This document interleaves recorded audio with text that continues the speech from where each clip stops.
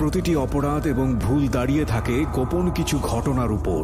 আমরা সেই গোপনকে আনতে চাই সবার সামনে, যে গোপন আপনাকে অপরাধ কিংবা ভুলের মূল কারণ দেখিয়ে দেবে। আপনি হয়তো নতুন করে ভাবতে শিখবেন কিভাবে অপরাধ থেকে দূরে থাকা যায়।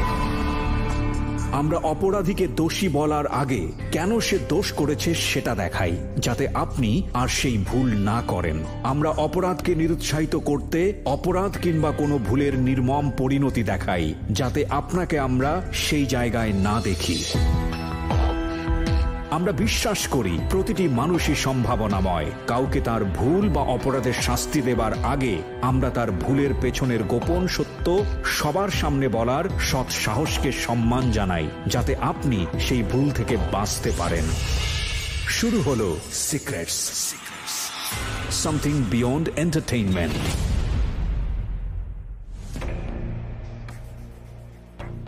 Welcome and most welcome Dhaka FM এর রবিবারের আরও একটি ব্র্যান্ড নিউ শো সিক্রেটসে।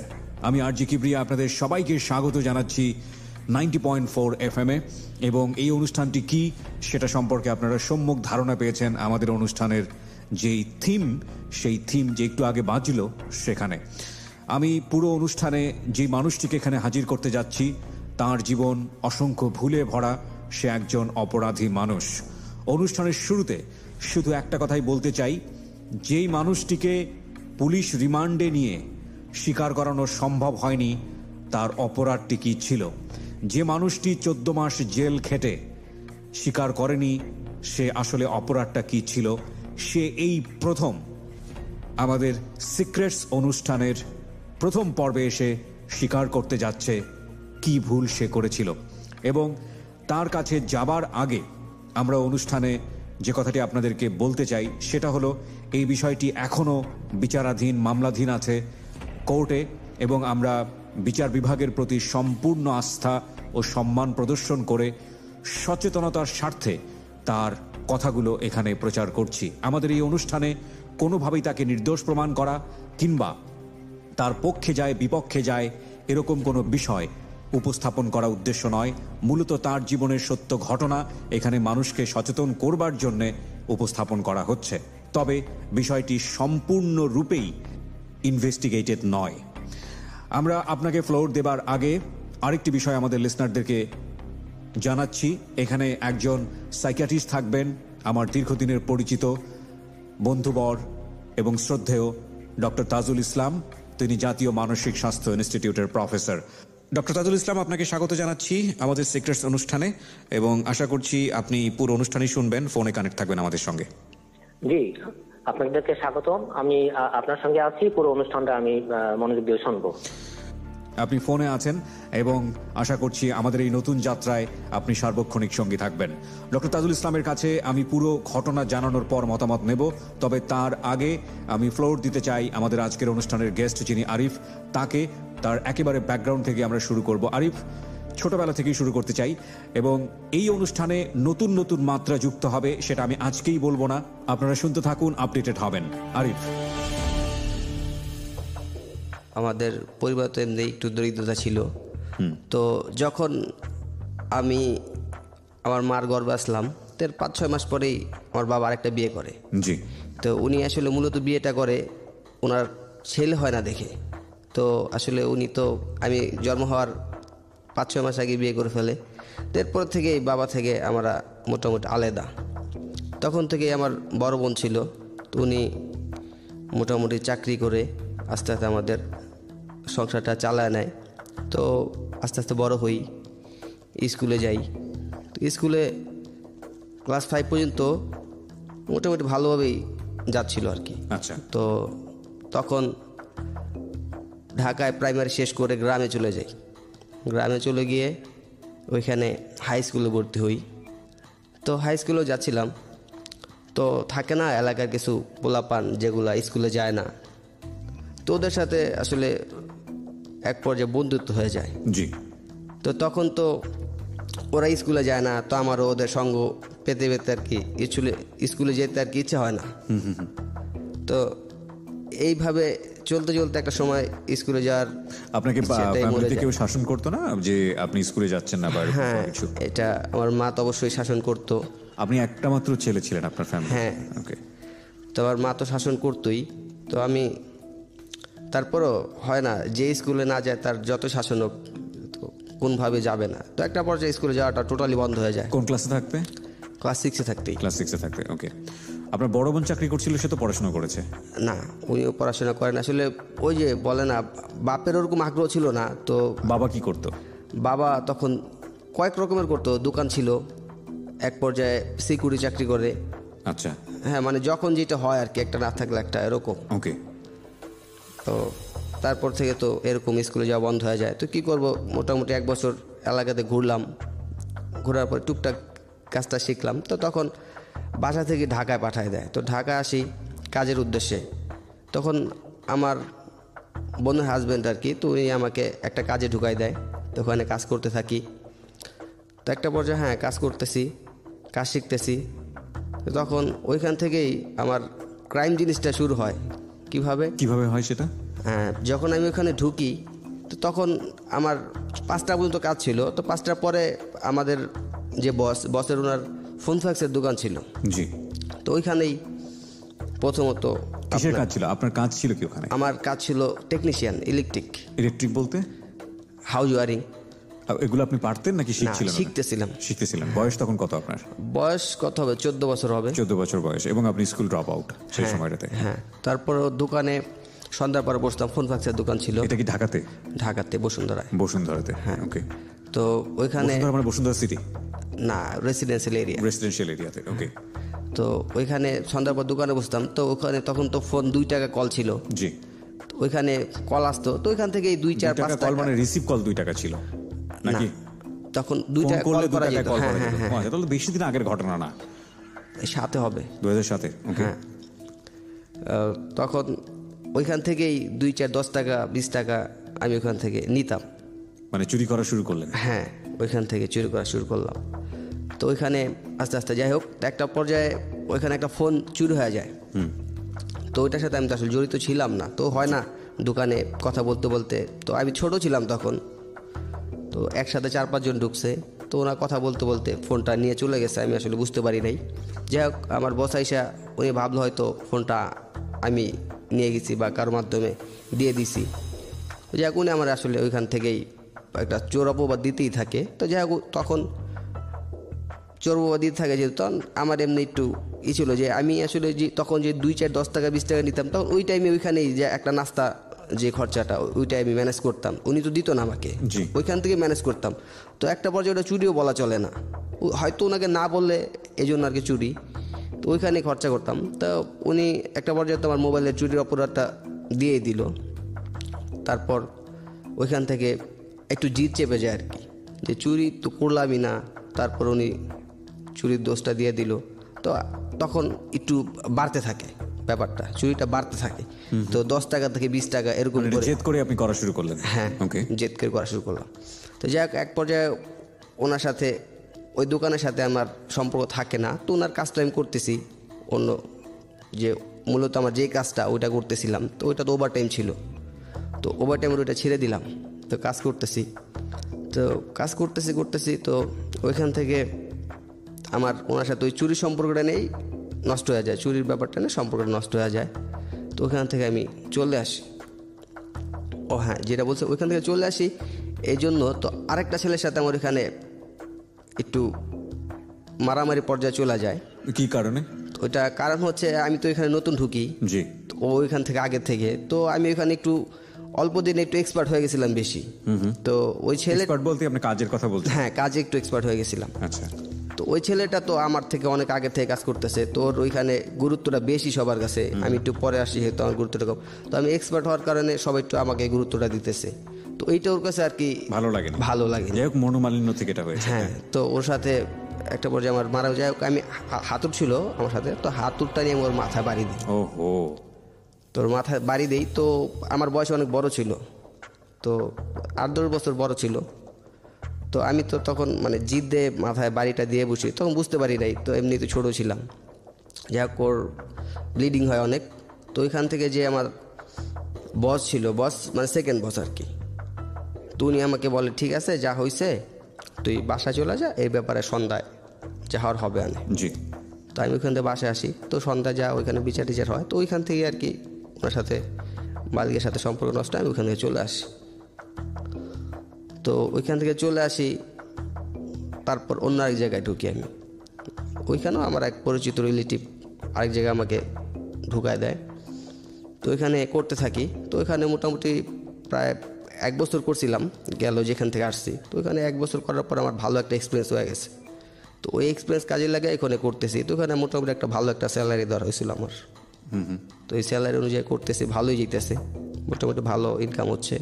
তো তখনের তুলনায় আমার ছোটো হিসেবে মোটামুটি অনেক টাকাই পাইতাম। তো ফ্যামিলি থেকে তো এটা আশা করে নাই এত টাকা। আমার হয়তো ছিল কাজ শিখতেছি, কোনো টাকা দিবে না। জি। কিন্তু 1 বছরের মাথায় মোটামুটি ভালো একটা আমি টাকা পাচ্ছিলাম।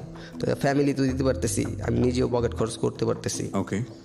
তো ওইখানে আরও 2 বছর হয়ে গেল। তো এর মধ্যে একটা মেয়ের সাথে আমার একটা সম্পর্ক হয়। আচ্ছা। তো মেয়ের সাথে সম্পর্ক হয় কি, ও আমাদের পাশের বাসায় থাকতো। তো ওরকম মেয়েদের প্রতি আমার এরকম ছিল না, মানে একটা প্রেমের সম্পর্ক, হ্যাঁ আগ্রহ যেটা বলে আর কি, আগ্রহ ছিল না।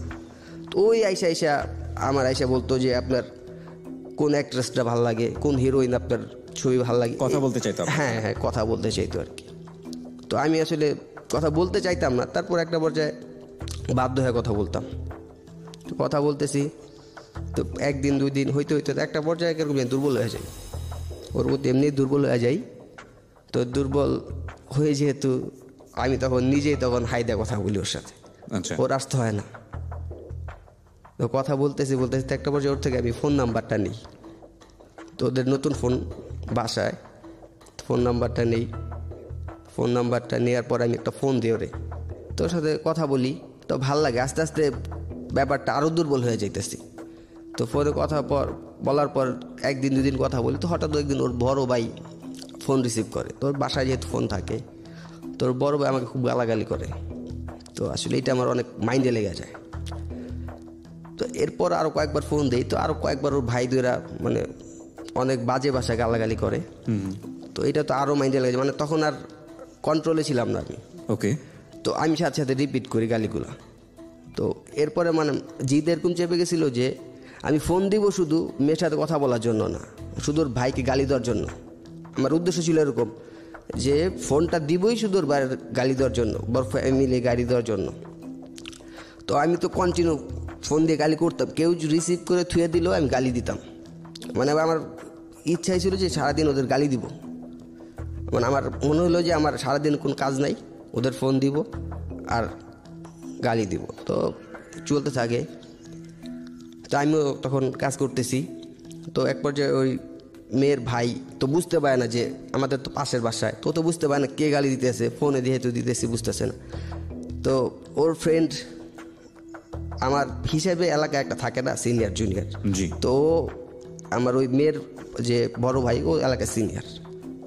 তোর ফ্রেন্ডের সাথে কথা বলতেছে যে এই ছেলেটা আমার তো খুব ডিস্টার্ব করে, গালাগালি করে, তো নাম্বারটা তুই নিয়ে একটু দেখ কে এটা। তখন আমি এমনি একটু দেখা গেছে যে এলাকার মধ্যে একটু সবার সাথে ফ্রেন্ড সার্কেল বেশি ছিল, তো একটা থাকে না যে লোকজন বেশি থাকলে একটু জোর থাকে। তখন আমি ওর সরাসরি বলি যে হ্যাঁ আমি ফোন দিছিলাম, কী সমস্যা, আপনি গালাগালি করছেন ফার্স্টে, এই জন্য আমিও গালাগালি করছি। তো ওদিন কিছু বলে নাই। তো পরে একদিন উনি আমাকে রাস্তায় পাওয়ার পরে খুব মারধর করে। একা ছিলাম, আপনার? হ্যাঁ অনেক মারধর করে। তো আমার অনেক জায়গায় কেটেও গেছিল। তো তখন পরের দিন আমি আবার আমাদের ফ্রেন্ড সার্কেল যারা ছিল ওদের আনি। তো আনার পর ওর ভাইরে মারতে, মানে ওই ছেলেটা যে ওর নাম, যেটা ওর নামটা বলি, জি শিওর। হ্যাঁ ওর নামটা হলো, তো ওইখানে কে মারতে পারি না। তো ওর সাথে যারা ছিল ওদের সবাইকে মোটামুটি ওদেরকে মারি। তো আর কয়েকদিন যায়। তো একটা পর্যায়ে ওই মেয়েটা তো বুঝতে পারে যে আমি গালাগালি করতেছি, ও জানে। তো এরপরে ওই মেয়েটা আমার একদিন বলে যে আজকে তো বাসায় কেউ নাই, তো আপনি আমাকে ফোন দিতে পারেন, আজকে আপনার সাথে কথা বলতে পারবো। ওকে। তো এর মধ্যে কিন্তু আমি মেয়ের সাথে পরিচয় হওয়ার প্রায় 1.5 বছর চলে গেছে। ওকে এমনি তো আমি পছন্দ করতাম, তো 1.5 বছর চলে গেছে, 1.5 বছর ওর সাথে তেমন একটা কথা হয় নাই, বা ওরে যে আমি পছন্দ করি ও জানতো, কিন্তু ও যে পছন্দ করতো এটা আমি বুঝতাম, কিন্তু বলা হয় নাই, আমিও বলি নাই, ও আমাকে বলে নাই। আচ্ছা, তো চলতেছে। তো ও যে বললো যে বাসায় আজকে কেউ না, আপনি আমাকে ফোন দিয়েন, আজকে কথা বলতে পারবো। তো ওই দিন ওর ফোন দিলাম। ফোন দেওয়ার পরে ওরে বলতেছে কী ব্যাপার এতদিন পরে তুমি বললা? কইছে যে বাসায় কেউ ছিল না, তুই ফোন দিতে পারেন। তাও কথা বলি, বলার পরে ও একটা পর্যায়ে ওইখানে আমি তো ফার্স্টে প্রপোজ করি, তো ওইটা রিটার্ন করে আর কি। তো না সম্পর্ক তো আপনাদের 1.5 বছর ধরে চলতেছে, আবার কিসের প্রপোজ এখানে? না, সম্পর্কটা চলতেছে ওরকম না, মানে আমিও পছন্দ করি, ও দুজনকে পছন্দ করতেন কিন্তু ওইভাবে মন বলতাম খুলে বলা বলা হয়নি। তো ওরকম তো বলার পর ও বলছে যে ওর সাথে চলে অনেক দিন সম্পর্ক, ওইখান থেকে সম্পর্ক চলে। তো ওর একটা ব্যাপার, কেউ যখন স্কুলে পড়তো, তো আমি তো তখন জব করতাম বা কাজ করতাম, তো ওর সাথে এরকম মানে কথাবার্তা বলতো না, যেহেতু ও স্কুলে পড়ে, একটা শিক্ষিত মেয়ে, আমি একটা অশিক্ষিত ছেলে।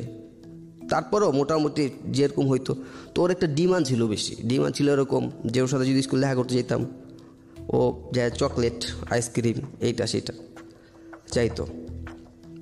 তো যেহেতু চাইতো, তা আমার এরকম একটা তখন সামর্থ্য ছিল না, মানে ও যেটা চাইতো ওই অনুযায়ী এত টাকা তো ছিল না।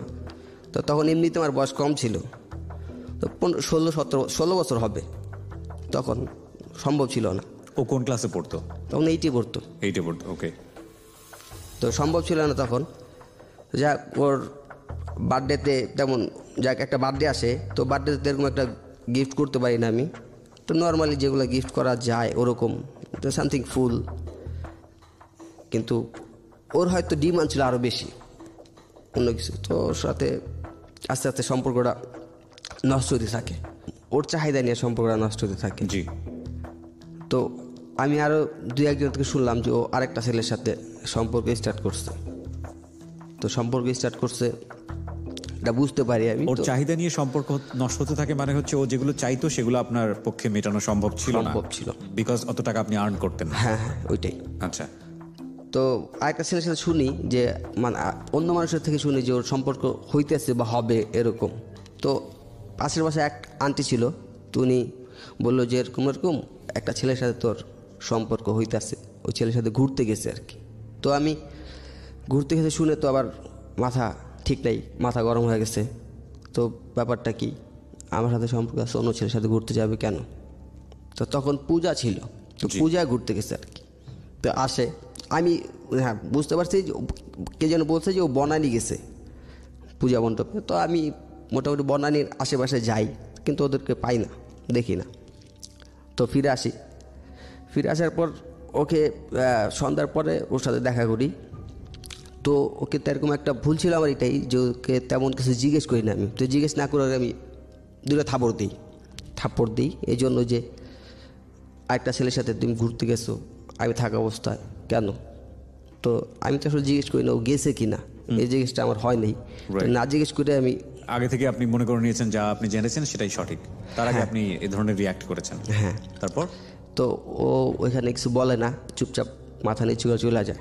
তো চলে যাওয়ার পর পরের দিন সকালে ওর ভাই আবার আমাকে গায়ে হাত তোলে। তো আমি বুঝতে পারি না, একা ছিলাম। তো গায়ে হাত তোলে, আরও 4-5 জন ছিল ওর সাথে। তো কথাটা ছিল, তো আমার বোনের গায়ে তুই হাত দিলি কেন? ওকে। এর দোষিনে ও আমাকে হাত তোলে। তখন আমি তো অবাক, কারণ ও আমাকে পছন্দ করে বা লাভ করে যাই হোক, তো ও তো এটা বলতে পারে না ওর ভাইয়ের কাছে। রাইট। তখন আপনার খারাপ লেগেছে? হ্যাঁ। তো এক পর্যায়ে আমিও ওইখানে খুব খারাপ লাগে। তো এক পর্যায়ে আমি মনে মনে কেঁদেই দিই, যাক ও বলছে যাক ব্যাপার না। তো পরের দিন আমি আর ওদিন আর, এর আগের বার তোর ভাই মারার পরে আমিও মারছিলাম, কিন্তু ওদিন আর ওরকম ইচ্ছা ছিল না। তো যাক আমি আমার মতো, তো আমার বাসায় আবার কীভাবে জেনে ফেলছে এই ব্যাপারটা, বাসায় জেনে ফেলছে এরকম যে ওরা আমার গায়ে হাত তুলছে বা এই মেয়ের সাথে আমার সম্পর্ক চলতেছে বা চলবে। তো বাসা থেকে অনেক নান ভাবেন। হ্যাঁ। তো তারপর যাই হোক আবার একা চলতেছি, কাজে যেতেছি আসতেছি। তো অনেক দিন পরে তো মেয়েটা আবার আমাকে বলল যে আসলে ব্যাপারটা কি, স্কুল থেকে শুনছি আমাদের টিচার বলছে যে ভালোবাসে সে হাত তুলতে পারে। তো ওকে, ও আমাকে এই কথাটা বললো। তো আমি বললাম যে আসলে ঠিক আছে, বুঝতে পারছি, এটা তো আমার আগে বোঝার উচিত ছিল আর কি। হ্যাঁ, this is a very very important point, cause ওরা দুজনই কিন্তু বয়সের দিক থেকে ইম্যাচিউর, এবং যে কারণে ওদের ভেতরের এই বিষয়গুলো মারাত্মক রকমভাবে ইম্যাচিউরিটি রয়েছে, যে আসলে লাভ করলে রিলেশনশিপটা কেমন হয় বা সেটা আদৌ ওদের জানার বয়সটা আসলে ছিল না দুজনের পক্ষ থেকে। এই ব্যাপারটা এরকম। বলেন তারপর। হ্যাঁ, তো আমি বললাম যে তোমার তো এটা আগে বোঝা উচিত ছিল, তোমার ভাইকে তো এটা বলা উচিত হয় নাই, তো তোমার ভাই আমার গায়ে হাত তুলছে, এটা কি তোমার কাছে ভালো লাগছে না খারাপ লাগছে সেটা বলো আগে। তো ও বলতেছে যে আমি তোমার ভাইয়ের কাছে বলি নাই। তো আমি বললাম যে কে বলছে? তো তখন ওর সাথে একটা ওর বান্ধবী বলা চলে, কিন্তু ওর সিনিয়র ছিল আর কি মেয়েটা। তো ও নাকি বলছে। সে যাই হোক, তারপরও আমার ওর প্রতি যে ভালোবাসাটা ছিল, তো ভালোবাসা এর আগে তো আস্তে আস্তে ঘৃণায় পরিণত হইতেছিল। তো এর মাঝখানে ও তো কথা যেহেতু বইলা গেল, আস্তে আস্তে আমিও আবার আগের মতো একটু বইলা গেলাম। তো তারপরে ওর সাথে যেহেতু একটা হয় না, একটা মেয়ে যদি কারো সামনে এসে হাইতে কিছু বলে, তো ছেলেটা একটা ডিমান্ড তো বেড়ে যায়, সবার ক্ষেত্রে এরকম হয়। তো আমার তখন একটু ডিমান্ড ছিল এরকম। ও তো নিজে হাইতেই বলছে, তো না না তোমার সাথে কথা বলা যাবে না। তো আমি তো মনে মনে আসলে পছন্দ করি, তো এটা হয়তো উপর দিয়ে ডিমান্ড দেখাইতেছিলাম। যাই হোক, 2-3 দিন পরে আবার ওর সাথে সম্পর্ক হয়। তো সম্পর্ক হওয়ার পর হ্যাঁ, ওর সাথে ঘুরতে যেতাম, বাইরে বের হইতাম। তো পাশের বাসা ছিল। তো একটা পর্যায়ে ও অনেকদিন পর আমাকে বলে যে আমার সাথে একটু দেখা করবেন রাত্রেবেলা। যাই হোক, আমি ওর সাথে রাত্রেবেলা, হ্যাঁ 12টার পরে ও বলে। তো পাশাপাশি বাসা, জি। তো ছাদ ছিল একটা, তো মাঝখানে আবার পার্টিশন দেওয়া ছিল, পাশাপাশি গেটও 2টা ছিল, ছাদ একটা ছিল। ছাদের সাথে দেখা করি। তো দেখা করার পর হ্যাঁ, ও আমাকে অনেক কিছু বলে যে আসলে আমি তোমাকে রিয়েল লাভ করি। তো আমি বললাম যে হ্যাঁ ঠিক আছে, রিয়েল লাভ করো, আমি বুঝতে পারি, আমিও তো তোমাকে রিয়েল লাভই করি। তো যাই এক পর্যায়ে ওর সাথে মানে অনৈতিক হইতে পারে, তো যাই হোক ওইখান থেকে চলে আসি। তো ওই যে একটা বললাম যে একটা ছেলের সাথে ঘুরতে গেছিলো তখন, তো ও তো ঘুরতে যায় নাই, হ্যাঁ ঘুরতে গেছিলো কিন্তু ওর ভাইয়ার সাথে ছিল। জি। ওর ভাইয়া ও আর ওই ছেলেটা, তো ওই ছেলেটা ওকে পছন্দ করতো। তো ওই ছেলেটা, আমি যে পছন্দ করি ছেলেটা জানে। তো ছেলেটা ওর সাথে সম্পর্ক তখন আমার রানিং, মানে খুব রোমান্টিক ছিল আর কি সম্পর্কটা। তো ওই ছেলেটা যাই হোক আমি যাইতেছি, তো আমি আমার এক ফ্রেন্ড দুজন যাচ্ছিলাম। তো ছেলেটা আমাকে অ্যাটাক করে। তো ওর আরও অনেক বন্ধু বান্ধব ছিল, যাই হোক অনেক মারধর করে। তো স্টেম, ওরা ক্রিকেট খেলতেছিল, তো স্টেম ছিল, ব্যাট ছিল, মানে যে যেরকম পারছে আর কি, খুব মারধর করে। তো যাই হোক আমি ওইখান থেকে বাসায় চলে আসি। তো 2জন ছিলাম, কিছু তো করার সামর্থ্য ছিল না। তো বাসায় চলে আসি। তো বাসায় চলে আসা চিন্তা ভাবনা করি যে কেন মারলো আমাকে। তো এক পর্যায়ে চিন্তা করলাম যে হয় এই সম্পর্ক কারণে হইতে পারে। তো আমি রাত্রেবেলা ফ্রেন্ড সার্কেল যারা আছে সবাই ফোন দিলাম, তো ভাই এরকম এরকম আমার তো মারছে, তো ওকে কী করা যায়। ওরা বলছে মায়ের বদলে তো মারি হতে পারে, এছাড়া আর কি। তখন আমরা সকালবেলা উঠি, ঘুমের থেকে সবাই একসাথে উঠি, ওর বাসায় যাই। তো এর আগে আমরা আবার আপনার ধারালো অস্ত্র নিয়ে যাই আর কি। ওকে। হ্যাঁ, ছুরি যেটা থাকে এগুলো আপনারা নিয়ে যান? হ্যাঁ। তো 5জন যাই। কি নেন? এই ছুরি, শুধু ছুরি। একটাই নাকি আরো? না, 4টা নিয়ে গেছিলাম। 4টা ছুরি নিয়ে? ওকে। হ্যাঁ। তো সকালবেলা যাই, ওর বাসার থেকে ওর উঠায় নিয়ে আসি। তো আমি মাথায় তো আমার এমনি আসলে খুন চেপে রয়েছে, তো আমি ওকে মারধর করি অনেক। তো আবার ছুরি দিয়ে যাই, তো ছুরি ধরে 2-3টা পোঁচও দেই, ও হো, পিঠের মধ্যে দিই। তো আবার ফ্রেন্ড যারা ছিল ওরা অনেক আটকাইছে আমাকে, তো তাও পারে নাই। তো আসলে ওরা যদি না আটকাইতে হয়তো ওইখানে খুন হয়ে যেতে পারতো।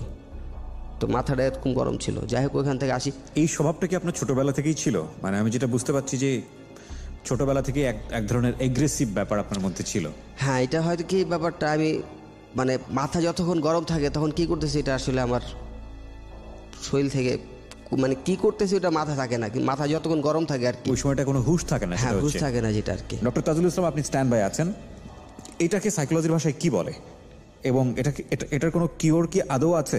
জি, এটা অত্যন্ত গুরুত্বপূর্ণ ব্যাপার। আমি অনেক অনুষ্ঠানে বা অনেক জায়গায় বলেছি যে পরবর্তী পর্যায়ে আমাদের যারা যে সমস্ত শিশু বা কিশোররা খারাপ হতে চায়, বখাটে হয়ে যায়, অথবা মাদকাসক্তি অথবা অপরাধে জড়িয়ে পড়ে, অথবা আমরা যাদেরকে খারাপ ছেলে বলি, ছেলে মেয়ে বলি, তাদের প্রধান বৈশিষ্ট্য থাকে যে তাদের কন্ডাক্ট ডিসঅর্ডার হয়, আচরণগত সমস্যা হয়।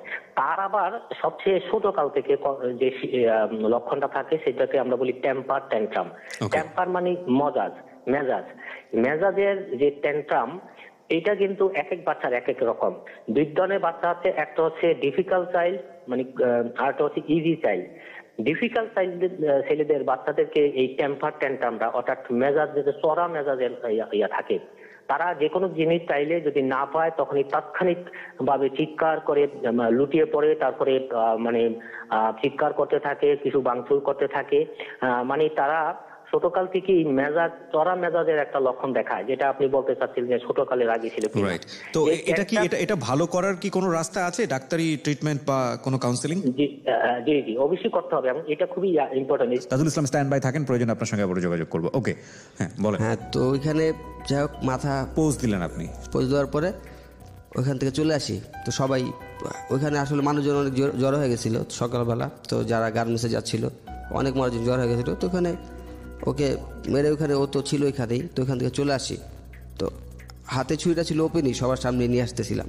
তো ওরকম ভয়টা আসলে তখন কাজ করতেছেন যে 4-5 লোক 4টা ছুরি নিয়ে আসতেছি, এত লোকজন, তা ছুরির মধ্যে ব্লাড লাগানো, তো ওরকম একটা যে ভয় কাজ করে, ওই ভয়টা ছিল না তখন। তো চলে আসলাম, আসার পরে আপনার অস্ত্রগুলা জায়গা মতো রেখে তো যে যার মতো চলে গেলাম। তো তখন চলে যাওয়ার পর আমি বাসায় বইলা দিই ঘটনাটা, এই কাজ করছি। আপনার নিজের বাসায়? হ্যাঁ। ওকে। তো আমি বললাম যে এরকম আমার তো গতকালকে এরকম মারছে, তো আমি মাথা ঠিক থাকে নাই, বুঝতে পারি না, আমি তো এই কাজ করে ফেলছি। পরে কোথাছে ঠিক আছে, তুই এখন বাসাতে চলে যা, দেখি কি হয়েছে, বাসাতে যা। তো যাওয়ার আমার বোনের হাজবেন্ড ছিল, তো ওনাকে ব্যাপারটা ভালো হয়েছে, তো উনি আবার এলাকায় মোটামুটি পরিচিত ছিল আর কি। জি। তো ওনাকে বলা হয়েছে, উনি আমার বললো যে ঠিক আছে তুমি আসো, ব্যাপারটা আমি দেখতেছি। তো আমি আসলাম, তো আসার পরে সন্ধ্যা একটা বিচারের সবাইকে ডাকা হইলো, তো ওইখানে গেলাম। তো আমি যা আমার বলার ছিল, ও আগে ফার্স্ট আমাকে মারছে, কেন মারছে এটা আমি জানতে চাইছি। তো কজ দেখাইছে অন্যরকম, যে আমি ওখানে গালি দিছি। তো ওর সাথে ওরকম সম্পর্ক ছিলই না আমার, ও কজ দেখাইছে এরকম, আমি নাকি ওকে গালি দিছি, এই কারণে ওরকম মারছে। তো যাই হোক, আমার বোনের হাজব্যান্ড উনি একটা মীমাংসা করে দেয়, তো ট্রিটমেন্টের টাকা কিছু দিয়ে আমরা মীমাংসা করে দেয়, যাক ওইখান থেকে চলে আসি। তো চলে আসার পরে ওই মেয়েটার সাথে সম্পর্ক তখন ছিলই, তো ওইখানে সম্পর্ক চলতেছে। তো ওইখানে ওর ভাই, ও মারামারির ব্যাপারটা হয়েছে কি, ওর ভাই ব্যাপারটা তখন এরকম ফুললি জানে যে ওর সাথে আমার একটা সম্পর্ক ঘনিষ্ঠ হয়ে গেছে। জি। তো ওর ভাই আবার আমাকে আবার মারে আর কি। তো ওর ভাই আবার ওই যে ছেলেটা ছিল বাবু, ওর সাথে হাত মিলিয়ে আমাকে আবার মারধর করে। এটা কি মানে ও সুস্থ হওয়ার পরে? হ্যাঁ, সুস্থ হওয়ার পরে। আপনি যে স্ট্রাইপগুলো করলেন মানে হ্যাঁ, এর 6-7 মাস পরে। তারপরেও ওরা এই লাইন ছাড়েনি? না, এর 6-7 মাস পরে আমাকে ওকে আবার মারে। যাই হোক, তো আমার প্রত্যেকটা মারে ওদের ছিল ওরকমভাবে মারতে পারেন নাই। তো যাই হোক, আমি যে কোনোভাবে পাশকে আইসা পড়ি। তো এরপরে মারধর করার পর আমি আমার ফ্যামিলিরে জানাই ব্যাপারটা, এরকম মারছে। এখন তোমরা কি বলো, আমি কি আবার এই কাজটা কি করব না। তো ফ্যামিলি বলছে যে ঠিক আছে, যাক, কিছু করার দরকার নেই, মারছে। তো আমার ওই বোনের হাজব্যান্ড যে মীমাংসা করে দিয়েছিল, তো ওনাকে বললাম, তো উনি বললো যে তোমার কিছু করার দরকার নাই, আমি দেখতেছি ব্যাপারটা। তো যাক, ওইখানে আরেকটা বিচার হইলো। তো বিচারে দেখা গেছে ওনারা মীমাংসা করে দিছে। তো ওইখানে মেয়ের সম্পর্কটা প্রকাশ হয়েছে আর কি, তো বিচারের মধ্যে যে ওর সাথে আমার একটা সম্পর্ক ছিল, এই কারণে ওরা আমাকে গায়ে হাত তুলছে। তো যে সবাই জানাজানি হয়ে গেছে। তো এক পর্যায়ে ওর সাথে আমার ওইখানে ব্রেকআপ হয়ে যায়, মেয়েটার সঙ্গে। হ্যাঁ, ওইখানে ব্রেক হয়ে যায়। তো ব্রেকআপ হয়ে যায় এরকম। তো ওনারা ব্রেকআপ করে, যেখানে ওনারা যারা বিচার করছে আর কি, তো ওনারা ব্রেক করে দেয় ব্যাপারটা। তারপর কন্টিনিউ আস্তে আস্তে চলতে থাকে, ওরকম না। তো এক পর্যায়ে ও আর আমার সাথে কথা বলে না, হঠাৎ আমি জানি না যে কী জন্য কথা বলে না। ও রাস্তা দেখলে পাশ কেটে চলে যায়, কথা বলতে চাইলেও বলে না, এরকম চলে থাকে। তো এখানে খারাপ লাগে। তো যাই হোক, ওই এর আগে যে একটা আন্টি বলছিল যে ওর সাথে ঘুরতে গেছিলো, তো ও আন্টি তো আমার সাথে মোটামুটি ফ্রি হয়ে গেছিলো। তো উনি বলতেছে যে এরকম এরকম দেখো, একটা মেয়ে আসলে কী চায় এটা তো বুঝতে হবে। একটা মেয়ে তোমার সাথে ঘুরতে যাবে, ঠিক আছে, মেয়েদের তো ডিমান্ড থাকে, তুমি ওরকম টাকা খরচা করো না, ঘুরতে নিতে পারো না, এরকম না করলে তো একটা মেয়ে থাকে না সবসময়। তো বুঝতে হবে, তুমি পছন্দ করো ঠিক আছে, তো না ঘুরতে যাবা, রিক্সায় ঘুরবা, বাইরে ঘুরতে যাবা, রেস্টুরেন্টে যাবা, তো এরকম না করলে একটা মেয়ে থাকে না। ব্যাপারটা হচ্ছে এরকম। তো খালি মুখের ভালোবাসা থাকলেই তো হয় না। তো আমি বললাম আচ্ছা ঠিক আছে, যাই হোক বুঝতে পারছি ব্যাপারটা, ও হয়তো এই কারণে চলে গেছে। তো তখন আবার আমি তো আর পছন্দ করতাম, তো আমি অনেক দিন 8-10 দিন অনেক কান্নাকাটি করছি, তো বাসায় কান্নাকাটি করছি। তখন 8-10 দিন তো আমি কোনো কাজ করি নাই, কাজে যাই নাই। তারপর থেকে কাজে যাওয়া শুরু করি, তখন মাথায় এরকম একটা চিন্তা থাকে যে আসলে এই টাকার জন্য কিন্তু আমি ওর পাইলাম না, বা ওর সাথে সম্পর্কটা আমার কন্টিনিউ হয় নাই। তখন একটা টাকা ইনকাম বা আর্ন করার লাগে একটা যে মন মানসিকতা অত্যন্ত বেড়ে যায় আমার, এটা বৈধ হোক অবৈধ হোক ওটার কথা ছিল না। আমার কথা হলো আমার টাকা দরকার, এরকম। তো জিত ছিল এরকম যে টাকার জন্য হয়তো ওর সাথে রিলেশনটা কন্টিনিউ হয় নাই, ব্রেক হয়ে গেছে মাঝখানে। তো তখন আমি মাথায় আসে আপনার যেভাবেই হোক না কেন টাকা ইনকাম করতে হবে। নোট অন দ্যাট পয়েন্ট প্রিয় শ্রোতা, যেটা বলি সবসময় যে প্রত্যেকটা গোপন সত্যের পেছনে একটা শক্তিশালী ব্যাকগ্রাউন্ড থাকে, আর সেই সত্যটাই গোপন হয় যে সত্যের সাথে ভয়াবহ রকমের অপরাধ জড়িয়ে থাকে, কিংবা যে সত্য প্রকাশ পেলে ভয়াবহ রকমের অপরাধ হবার সম্ভাবনা থাকে। আজকে যে সত্য ও এখানে প্রকাশ করছে সেটার পেছনে ভয়াবহ অপরাধ জড়িয়ে আছে, এবং সেটা প্রকাশ করলে মানুষ অপরাধ থেকে দূরে সরে আসবে। ওর ভেতরে ওর যে বয়স, সে বয়সে ও মিসগাইডেড হচ্ছে। ওকে এই মেসেজটা যদি কেউ দিত যে এটা আসলে অল্প বয়সী একটা লাভ, ওই মেয়েটার ক্ষেত্রে যেটা হয়েছে যে ক্লাস 8-এ পড়া অবস্থায় সেটা সে ফিল করেছে, একটা পরিণত বয়সে গিয়ে সেই লাভটা সে ফিল করছে না, যেটা অ্যাডোলেসেন্স পিরিয়ডে হয়। আরেকটা বিষয় যেটা, ওকে যদি কেউ এভাবে বোঝাতো যে যদি মেয়েটা ওরকম হয়েই থাকে যে আসলে সে লাভ করেছে পয়সা কুটির জন্যে, তাহলে ওই মেয়েটা লাভ আসলে সত্যিকারের লাভ ছিল না, এটা যদি বোঝাতো ওকে, তাহলে হয়তো ওর যেই চিন্তাভাবনাটা ওর মধ্যে গ্রো করেছে যে না পয়সা করি হলেই লাভ পাওয়া যায়, সেই চিন্তাভাবনাটা হয়তো ওর মধ্যে গ্রো করতো না। So this is the background, এবং খুবই খুবই খুবই শক্তিশালী ব্যাকগ্রাউন্ড। আমরা এখান থেকেই ফিরবো, তার আগে আপনাদেরকে বলছি এই অনুষ্ঠানে অংশগ্রহণ করতে চাইলে আপনি ফোন করবেন 09611904 এই নাম্বারে। আরও একবার বলছি 09611904904 এই নাম্বারে। এবং এই অনুষ্ঠানটি এই মুহূর্তেই পুরোটুকু একটা সারপ্রাইজ আমি বলবো পুরো বাংলাদেশের লিসনার্স এবং ভিউয়ার্সদের জন্য, যাদের ইউটিউবে চ্যানেল আছে, কিংবা যারা ইউটিউব সাবস্ক্রাইব করার, কিংবা যারা ইউটিউবে এই মুহূর্তে অ্যাক্সেস করতে পারছেন তাদের জন্য বলবো যে এটা বিশাল সারপ্রাইজ। আমরা পুরো অনুষ্ঠানটি এই মুহূর্তে আপলোড করছি আমাদের ইউটিউব চ্যানেলে।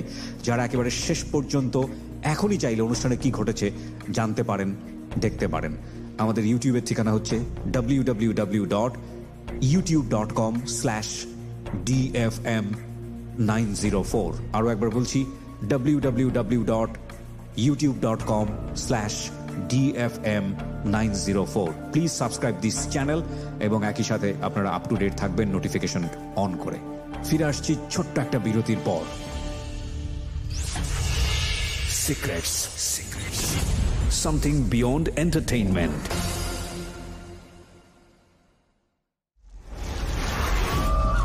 প্রতিটি অপরাধ এবং ভুল দাঁড়িয়ে থাকে গোপন কিছু ঘটনার উপর। আমরা সেই গোপনকে আনতে চাই সবার সামনে, যে গোপন আপনাকে অপরাধ কিংবা ভুলের মূল কারণ দেখিয়ে দেবে। আপনি হয়তো নতুন করে ভাবতে শিখবেন কিভাবে অপরাধ থেকে দূরে থাকা যায়। আমরা অপরাধীকে দোষী বলার আগে কেন সে দোষ করেছে সেটা দেখাই, যাতে আপনি আর সেই ভুল না করেন। আমরা অপরাধকে নিরুৎসাহিত করতে অপরাধ কিংবা কোনো ভুলের নির্মম পরিণতি দেখাই, যাতে আপনাকে আমরা সেই জায়গায় না দেখি। আমরা বিশ্বাস করি প্রতিটি মানুষই সম্ভাবনাময়। কাউকে তার ভুল বা অপরাধের শাস্তি দেবার আগে আমরা তার ভুলের পেছনের গোপন সত্য সবার সামনে বলার সৎ সাহসকে সম্মান জানাই, যাতে আপনি সেই ভুল থেকে বাঁচতে পারেন। শুরু হলো secrets, something beyond entertainment.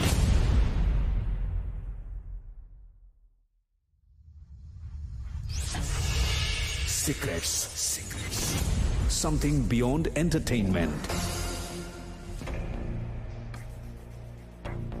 Welcome back once again. আপনারা শুনছেন সিক্রেটস অন ঢাকা FM 90.4-এ। আমি আরজে কিবরিয়া রয়েছে আপনার সঙ্গে। আর যারা ঢাকা FM এর ফেসবুকে কানেক্টেড আছেন তারা দেখতে পাচ্ছেন আমাদের গেস্টকে। ফেসবুকের ঠিকানা হচ্ছে facebook.com/ilovedhakafm। আমি আবারও বলছি facebook.com/ilovedhakafm। ইউটিউবে পুরো অনুষ্ঠানটি এই মুহূর্তে আপলোড করা হয়েছে। আপনারা চাইলে পুরো অনুষ্ঠানটি ওখান থেকে ডাউনলোড করতে পারেন, শুনতে পারেন।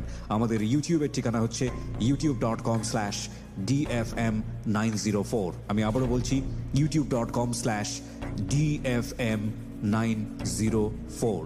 প্লিজ সাবস্ক্রাইব বাটনে ক্লিক করে সাবস্ক্রাইব করে ফেলবেন চ্যানেলটি এবং নোটিফিকেশন অন রাখবেন। তাহলে আমাদের যত কন্টেন্ট, নতুন কন্টেন্ট ওখানে আসবে, আপনারা সব কিছু আপ টু ডেট থাকবেন। আপনাদের মোবাইলে নোটিফিকেশন চলে যাবে, আপনারা সঙ্গে সঙ্গে দেখতে পারবেন। সুতরাং ইউটিউবে এই মুহূর্তে পুরো অনুষ্ঠানটি আপনি শুনতে পারবেন। চলে আসুন আমাদের ইউটিউব চ্যানেলে। ওকে, যেখানটায় আমরা ছিলাম, তারপরে কি হলো?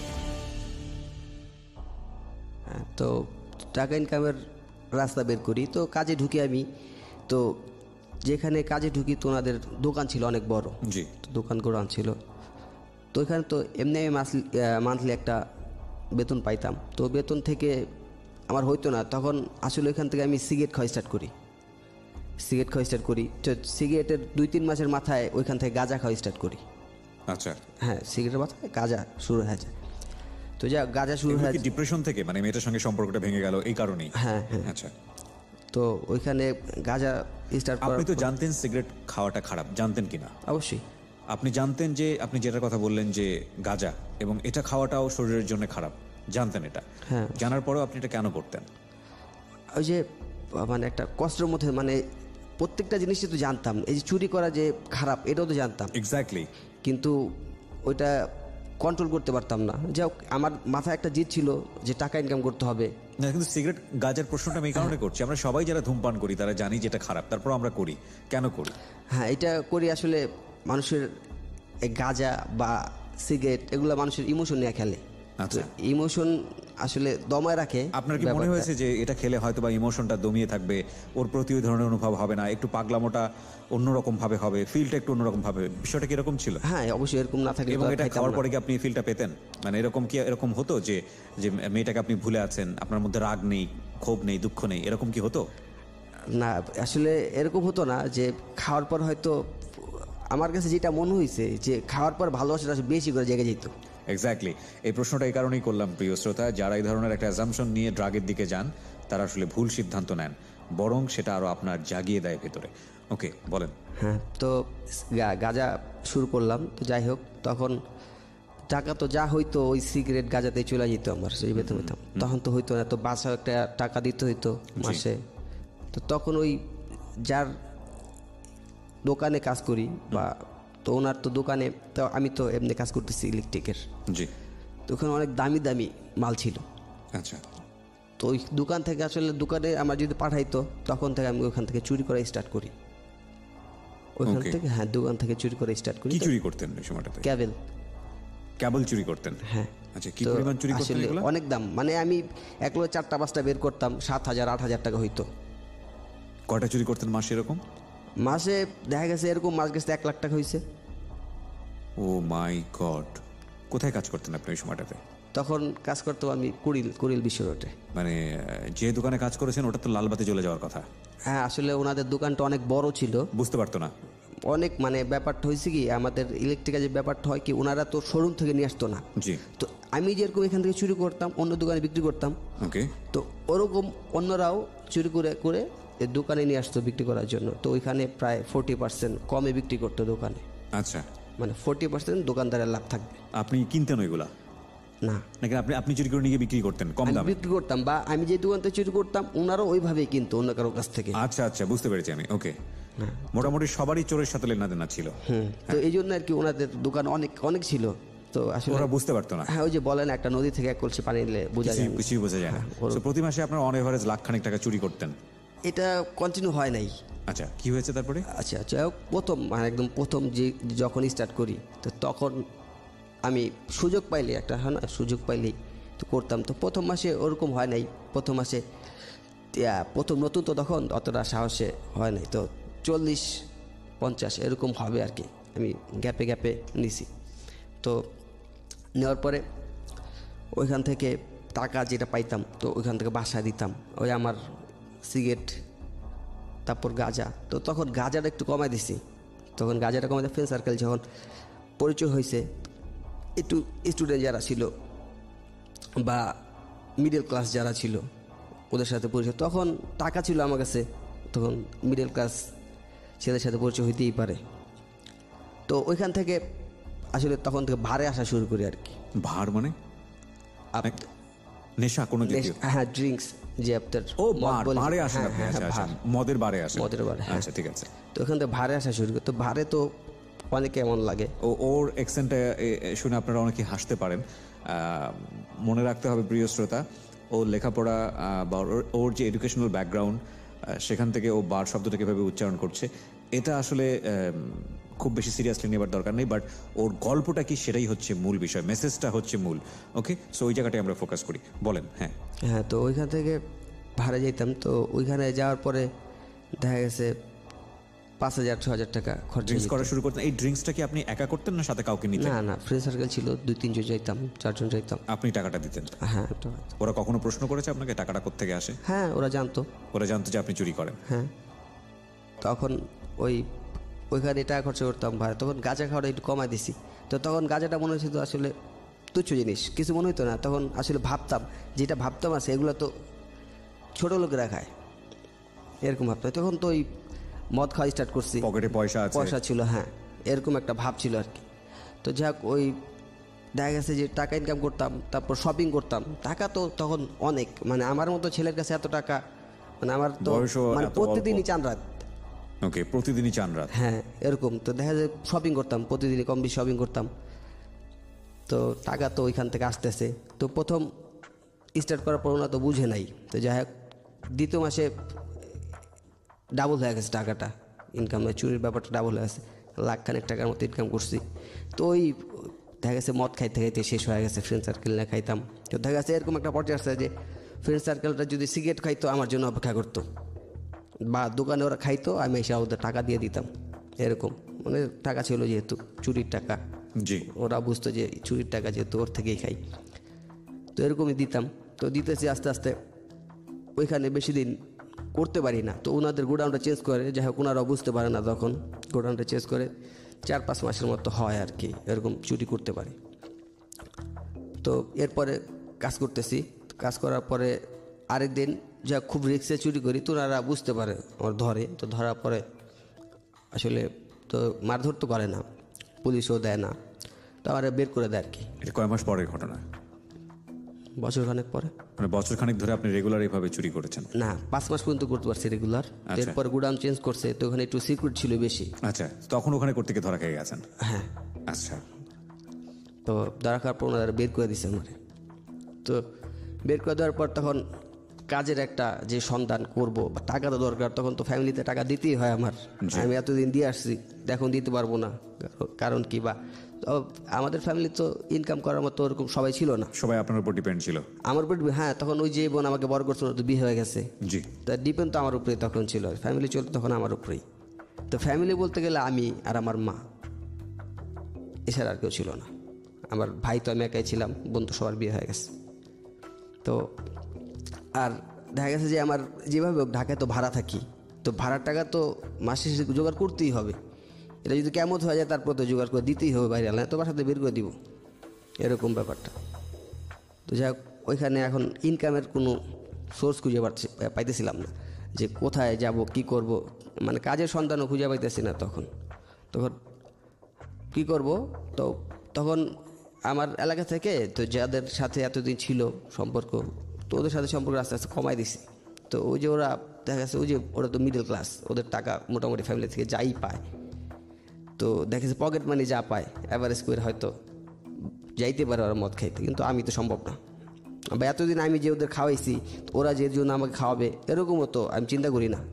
তো যাই হোক ফ্রেন্ড সার্কেলের এলাকাটা চেঞ্জ করলাম, অন্য জায়গায় চলে গেলাম। তো অন্য জায়গায় যাওয়ার পরে তো ওরা আসলে হ্যাঁ থার্ড ক্লাস বা লো ক্লাস চাই বলি, ওইরকমই ওরা। তো ওরা স্টার্ট ওদের থেকে যে ক্রাইমটা শুরু হয়েছে, তো ওরা এখান থেকেই দেখা গেছে এর আগে ওরা আগে পরে কয়েকবার করছে, মানে কিডন্যাপ যেটা বলি আর কি। কিডন্যাপ করেছে। আমি যদি এইখানে একটু পজ দিয়ে আপনাকে পুরো বিষয়টা আরেকবার একটু জানার জন্য বলি, আপনি কাদের সঙ্গে মেশা শুরু করলেন ওই সময়টাতে যখন আপনার চাকরি নেই? হ্যাঁ, তখন আমার পাশের এলাকায় কিছু পরিচিত যারা এই কাজটা করতো, যারা এই কাজটা করতো, আপনি আমি তখন জানতাম না। আপনি তখন জানলেন কিভাবে তাহলে? হ্যাঁ, আমি যখন ওদের এখানে ঢুকলাম তো একসাথে চলাফেরা করতেছি, যাই হোক 2-3 মাস ওদের সাথে সম্পর্ক। তোরা ওদের বলতেছি ভাই দেখ চাকরি বাকরি তো নাই, টাকা পয়সা দরকার, তো টাকা পয়সা না হলে তো ফ্যামিলিও চলতে পারতেছে না, নিজের পকেট খরচ চালাতে পারতেছি না। তো তখন এমনিও সিগারেট তো কন্টিনিউ হইতেছে, তখন তো মদেরও একটা নেশা ছিল হালকা, তেমন নেশা ছিল না যে খাইতে বই এরকম কিছু না। তো হয়তো তখন দেখা যাচ্ছে 2-3 দিন পর খাইতাম, এখন তো মাছও খাইতে পারতেছি না। তো চিন্তা ভাবনা হয় যে মাসে একবার খাবো আর কি এরকম, আর ফ্যামিলি তো টাকা দিতে হইব, টাকা তো পাইতেছে এরকম জায়গা। তো ওরগুলো যে এরকম দরকার, তো ওরা বলতেছে যে টাকার চিন্তা করে লাভ নেই, টাকার ব্যবস্থা আমরা করে দেবো, টাকার ব্যবস্থা আমরা করতে সমস্যা নেই। তো আমি বললাম কি টাকার কীভাবে ব্যবস্থা? তোরা আমার বললো যে আমরা এর আগে এরকম একটা কিডন্যাপ করছি, এরকমভাবে টাকা নিছি। তো আমার কাছে মনে হলো ইজি ব্যাপারটা। ওরা আপনাকে এই সিক্রেট ব্যাপারটা কেন মানে বললো? কারণ আপনি তো অতদিনের খুব ক্লোজ কোনো ফ্রেন্ড না, এমনও তো হতে পারে এই ঘটনা জানার পরে ওরা বিপদে পড়ে যেতে পারে। ওরা কেন শেয়ার করলো আপনার সঙ্গে? হ্যাঁ, ওরা আসলে মানে পরিচিত ওদের সাথে অনেক আগের থেকে, কিন্তু একটা ঘনিষ্ঠ সম্পর্ক না, আগে থেকে পরিচিত, পাশের এলাকা। তো হঠাৎ অনেক আগে থেকে মাসে একবার চাইতাম। মেশা শুরু করেছেন মূলত এই চাকরি চলে যাওয়ার পর? হ্যাঁ, কন্টিনিউ মেশা শুরু করে প্রতিদিন যে একটা দেখা। আচ্ছা, তখনই আপনাকে বলেছে যে এটা করলে তুমি ইজিলি পয়সা ইনকাম করতে, আপনার কাছে মনে হলো বিষয়টা অনেক ইজি? হ্যাঁ, ব্যাপারটা অনেক ইজি। তো তখন মোটামুটি আমরা অনেকদিন একটা প্ল্যান করি যে এরকম একটা আমাদের ওই এলাকারই তো বাড়িওয়ালার একটা ছেলে, তো উনি বাড়িওয়ালার ছেলে? হ্যাঁ, ওকে। তো উনি মোটামুটি প্রতিবন্ধী বলা চলে না, একটু বোকা টাইপের আর কি। ছেলেটা? হ্যাঁ। বয়স কত? বয়স 25-30 বছর হবে। 25 থেকে 30 বছর। ওকে। তো উনি ভাড়ে আপনার যে ভাড় বলি যেটা বারে যেতেন? হ্যাঁ, তো বারে যেত, তো বারে গেলে ও লোক যাইতো আর কি, ওই যে বোকা বললাম বাড়িওয়ালার ছেলে, মানে যাকে আপনারা টার্গেট করেছেন কিডন্যাপ করার জন্য? হ্যাঁ, কিডন্যাপ করার জন্য, যাই হোক বলতেছি। হ্যাঁ। তো উনি মদ খাইতো, তো খাওয়ার পর আসতো, তো ওনার যে বাপ আর কি, তো ওনার বললাম যে আপনার ছেলে তো এই ব্যাপার এই করে, এরকম জায়গায় যায়, তো মেয়ে আছে, মেয়েদের সাথেও যায় ঘুরে ফিরে। যাই হোক, কেন বললেন এটা বলছি মানে ওনার বলবো আর কি, আপনার ছেলে তো এরকম রাস্তায় রাইখা দিব বা ফিটিং দিব, অন্য মেয়ের সাথে বিয়ে করাই দিব এরকম। ও আচ্ছা, মানে একটা ভয় ঢোকানো। হ্যাঁ। ভয়টা কেন ঢোকাচ্ছেন? যে টাকা নিব ওনার থেকে। আচ্ছা, মানে আপনার এটাকে বলে ধাপ্পাবাজি, সহজ হিসাব যেটা। হ্যাঁ। হ্যাঁ। তো ওনাকে বললাম যে এরকম আপনার ছেলে তো এই কাজ করে, আপনার ছেলে তো বিপদে পড়ে যাবে আর কি, এরকমভাবে বলতেছে, আপনার ছেলে বিপদে পড়ে যাবে, আপনার ছেলে তো লাইফটা ড্যামেজ হয়ে যাবো, কীরকম বলতেছে যে আপনার ছেলে এরকম বাদে যায়, মেয়েদের সাথে ঘোরাফেরা করে, রাস্তায় কেউ যদি ধরে বিয়ে করায় দেয় বা আটকায় যদি মাইরে টেরা ফেলে, কী করবেন আপনি তখন? পড়বেছে না এরকম করবো কেন, আমার ছেলে তো এরকম না, আমার ছেলে একটু বোকা টাইপের, ও তো করতেই পারে না। তাই যাই হোক, অনেকদিন চাচা ওই আঙ্কেল একটু ভয় দেখাইতেছি, তো উনি আসলে আস্তে আস্তে ভয় ঢুকতেছে ওনার মধ্যে, তো ওনার ছেলে আর বের হইতে দেয় না এরকম একটা। তো যাক, ওনার ছেলে তো যায় মদ টদ খায়, বোকা হইলেও মদ টদ খায়, আসে ফ্রেন্ড সার্কেল যারা আছে ওনার সাথে মদ খায়। তো নিয়ে গেছি ওরে ওইখান থেকে, মানে এর আগে যা ফাঁকি ফুঁকি দেয় ও বের হইছে, তো ওরে নিয়ে গেছি আমরা ইজিলি ভাবি যে ভাই চলেন, তো বললাম না বোকা ফলো করতেন ওকে? হ্যাঁ, ওকে ভাই চলেন, মানে পরিচিতই বলতে গেলে, মানে মুখে চিনি আর কি এরকম এলাকার মধ্যে। তো একটু দূরে নিয়ে গেলাম ওরে ভাই, তো উনি তো মদ খায় আসছে, তো ভাই এই ব্যাপার কী ব্যাপার, আপনি এত মদ খান, আমগর তো কিছু খাওয়াইলেও পারে। উনি আমাদের রুচিতে গেছে কী ব্যাপার, মানে তুই তো পারি ভাই, তো করে খাওয়াম গেলে ব্যাপার কী, সমস্যা কী। তো যাই হোক, তো ওনাদের মানে হঠাৎ হয়ে গেছে ব্যাপারটা যে ওনারে তখন আমরা নিয়ে আটকে রাখছি, দইরা বাইন্দা টাইন্দা থুয়া দিছি। তো মাঠ ছিল আমাদের একটা তেলাকে, একটা মাঠ ছিল, তো জঙ্গল টাইপের বলতে গেলে একটা পরিত্যক্ত খালি বাড়ি যদি পড়ে থাকে ওরকম। তো ওখানে যা কোনো বাইন্দা টাইন্দা থুয়া দিছি, তো আঙ্কেলের ফোন দিছি, এরকম আপনার ছেলের তো এরকম জায়গা পাইছি। পরিচয় দিয়েই ফোন দিছেন নাকি অপরিচিত হিসেবে ফোন দিছেন? পরিচিত হয়েই ফোন দিছি। মানে যারা, মানে আপনি যে কথা বলতেন, তো আপনি নিজের পরিচয়? হ্যাঁ, মানে এর আগে তো ওনাকে ভয় ঢুকাইতাম, তো এরকম আপনার ছেলের তো এরকম পাইছি। তো ওনার তো আগে থেকে বলতাম যে আপনার ছেলের পাইলে কিন্তু এরকম মানে ফিটিং দিব আর কি। আপনি দিবেন সেটা বলতেন না, বলতেন কেউ না কেউ দিবে, তাই তো? না, বলতেছি কেউ না কেউ দিব বলতে এরকম না, যে আমাদের যারা ফ্রেন্ড সার্কেল যারা ছিল, তো ওদের পরিচয়টা দিতাম আর কি। আচ্ছা, ওকে। মানে উনিও চিনতো, ওরাই তো, ওরা তো দেয় মোটামুটি। কিন্তু ওনাকে ধরে গিয়ে যে আপনারা বেঁধে রেখেছেন, সেখানে তো আপনিও ছিলেন। হ্যাঁ, তো আপনাকে তো দেখেছে সেই ছেলেটা?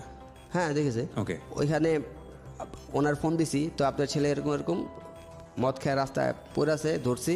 এবার আপনার ছেলের তো মনে হয় আটকে রাখবো, পোলাপান আছে।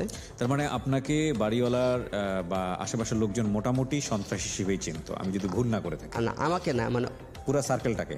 হ্যাঁ, অন্য সার্কেল। আমি তো এখানে নতুন, ওই সার্কেলে নতুন। ওই সার্কেল ওরা যে দেখা গেছে যে হয় না যে রাস্তায় ছেলে মেয়ে কথা বলতেছে, আটকে ধরা ফিটিং খাওয়া, ওরকম ওরা করতো। আচ্ছা, ওই আপনি যাদের সঙ্গে মিশতেন? হ্যাঁ। বিরতি নেব এখানে আরো একবার, আমরা ছোট্ট একটা বিরতি নিচ্ছি, ঠিক রাত 12টায় ফিরে আসবো। এই ফাঁকে আপনাদের সবাইকে মনে করিয়ে দিচ্ছি একটি নাম্বার যেটি আপনারা মোবাইলে সেভ করে ফেলবেন, এবং এই নাম্বারে ফোন করে অলওয়েজ আমাকে পাবেন বলতে হচ্ছে আপনি যে কথাগুলো বলবেন ওখানে, সেগুলো আমার কানে আসবে, সেই রেকর্ড কলগুলো আমার কানে আসবে, মানে আমাকে দেয়া হবে। সো যারা জীবন গল্পে আসতে চান কিংবা এই সিক্রেটস অনুষ্ঠানে আসতে চান, অংশগ্রহণ করতে চান, প্লিজ আমাদেরকে ফোন করুন এই নাম্বারে 09611904 আমি আবারও বলছি 09611904904। ফিরে আসছি রাত 12টায়। Secrets. Something beyond entertainment.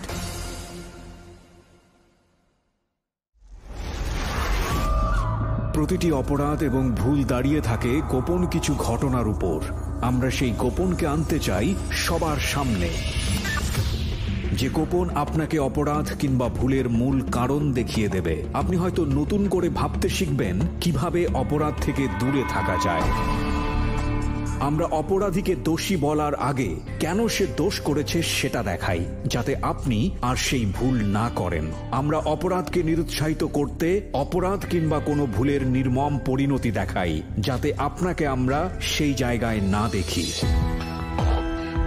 আমরা বিশ্বাস করি প্রতিটি মানুষই সম্ভাবনাময়। কাউকে তার ভুল বা অপরাধের শাস্তি দেবার আগে আমরা তার ভুলের পেছনের গোপন সত্য সবার সামনে বলার সৎ সাহসকে সম্মান জানাই, যাতে আপনি সেই ভুল থেকে বাঁচতে পারেন। শুরু হলো সিক্রেটস, সামথিং বিয়ন্ড এন্টারটেইনমেন্ট।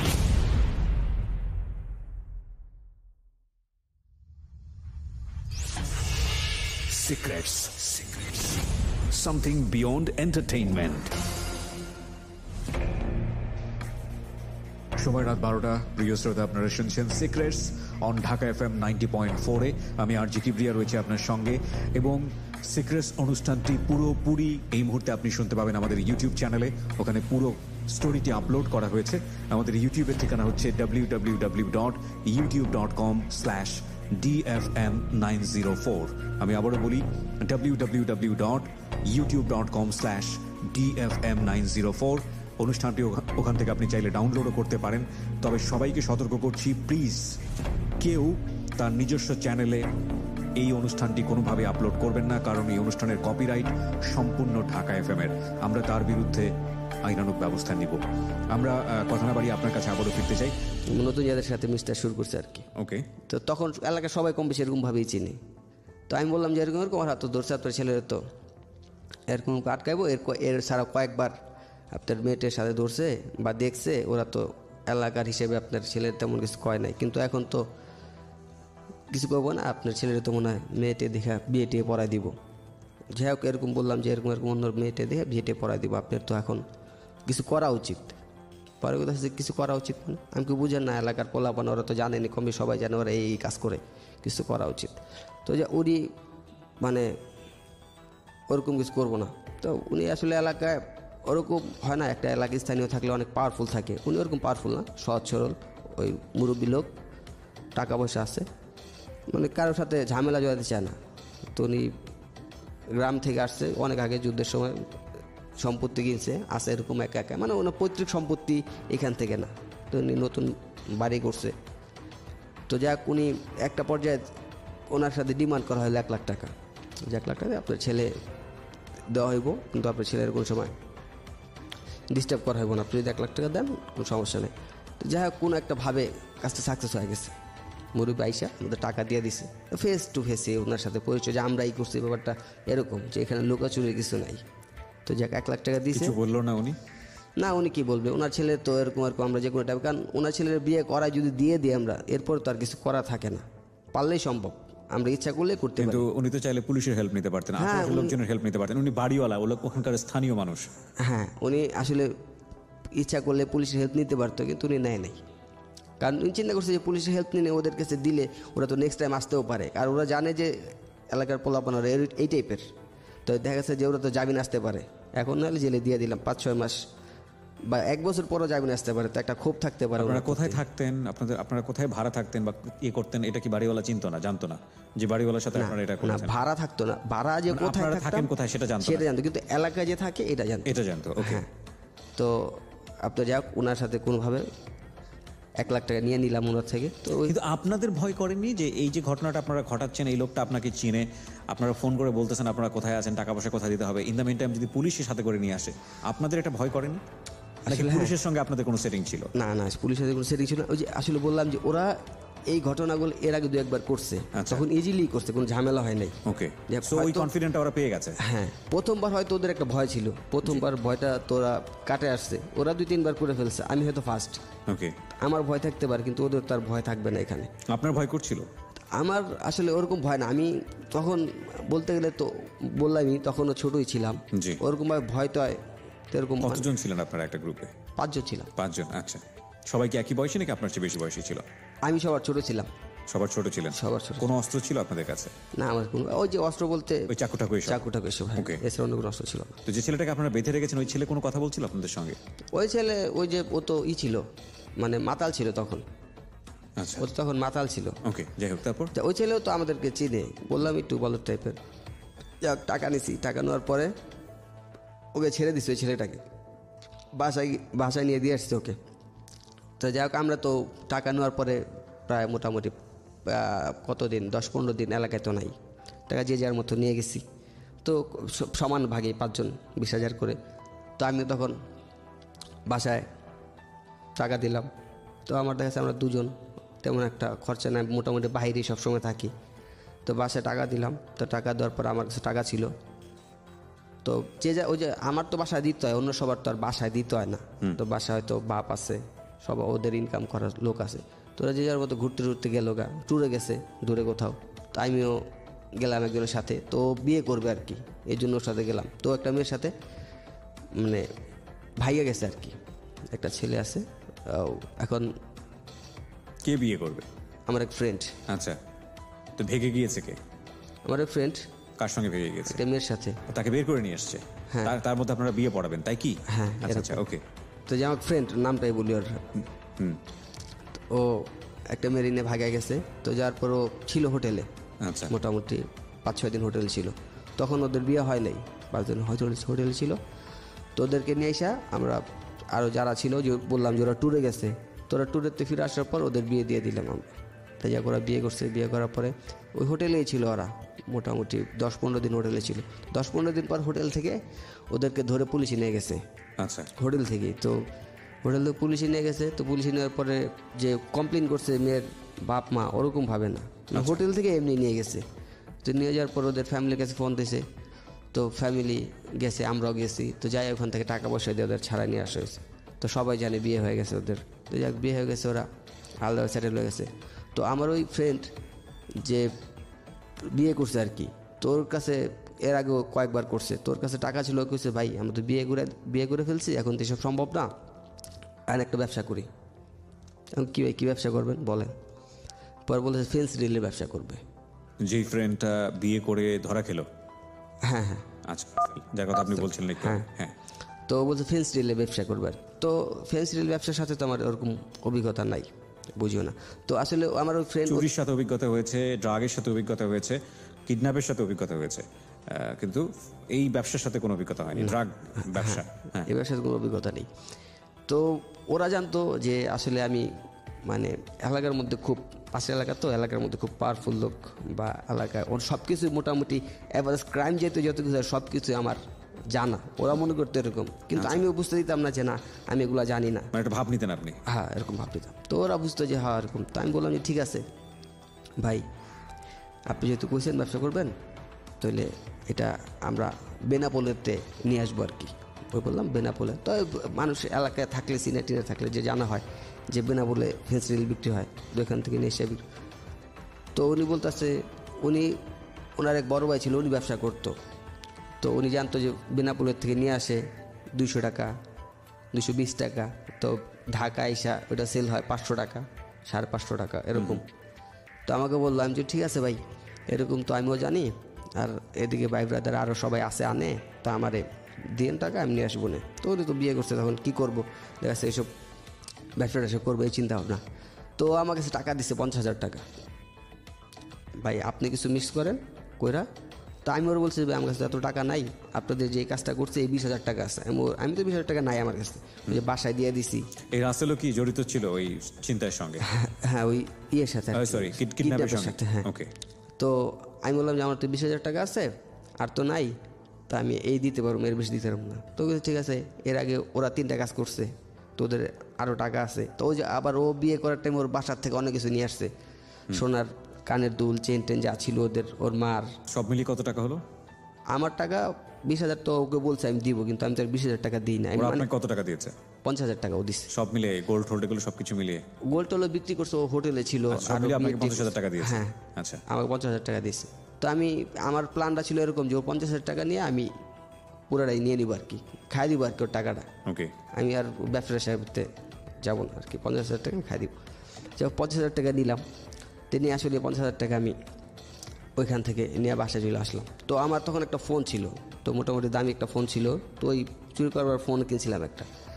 তো ওই ফোনটা আবার ওরে দিয়েছিলাম ব্যবহার করতে, যে ভাই কয়দিন ও বিয়ে করছে, কয়দিন ভাই আমি ব্যবহার করি, আপনি নিয়েন। তো যাই হোক, ওইখান থেকে আমি 50,000 টাকা নিয়ে বাসা আসলাম।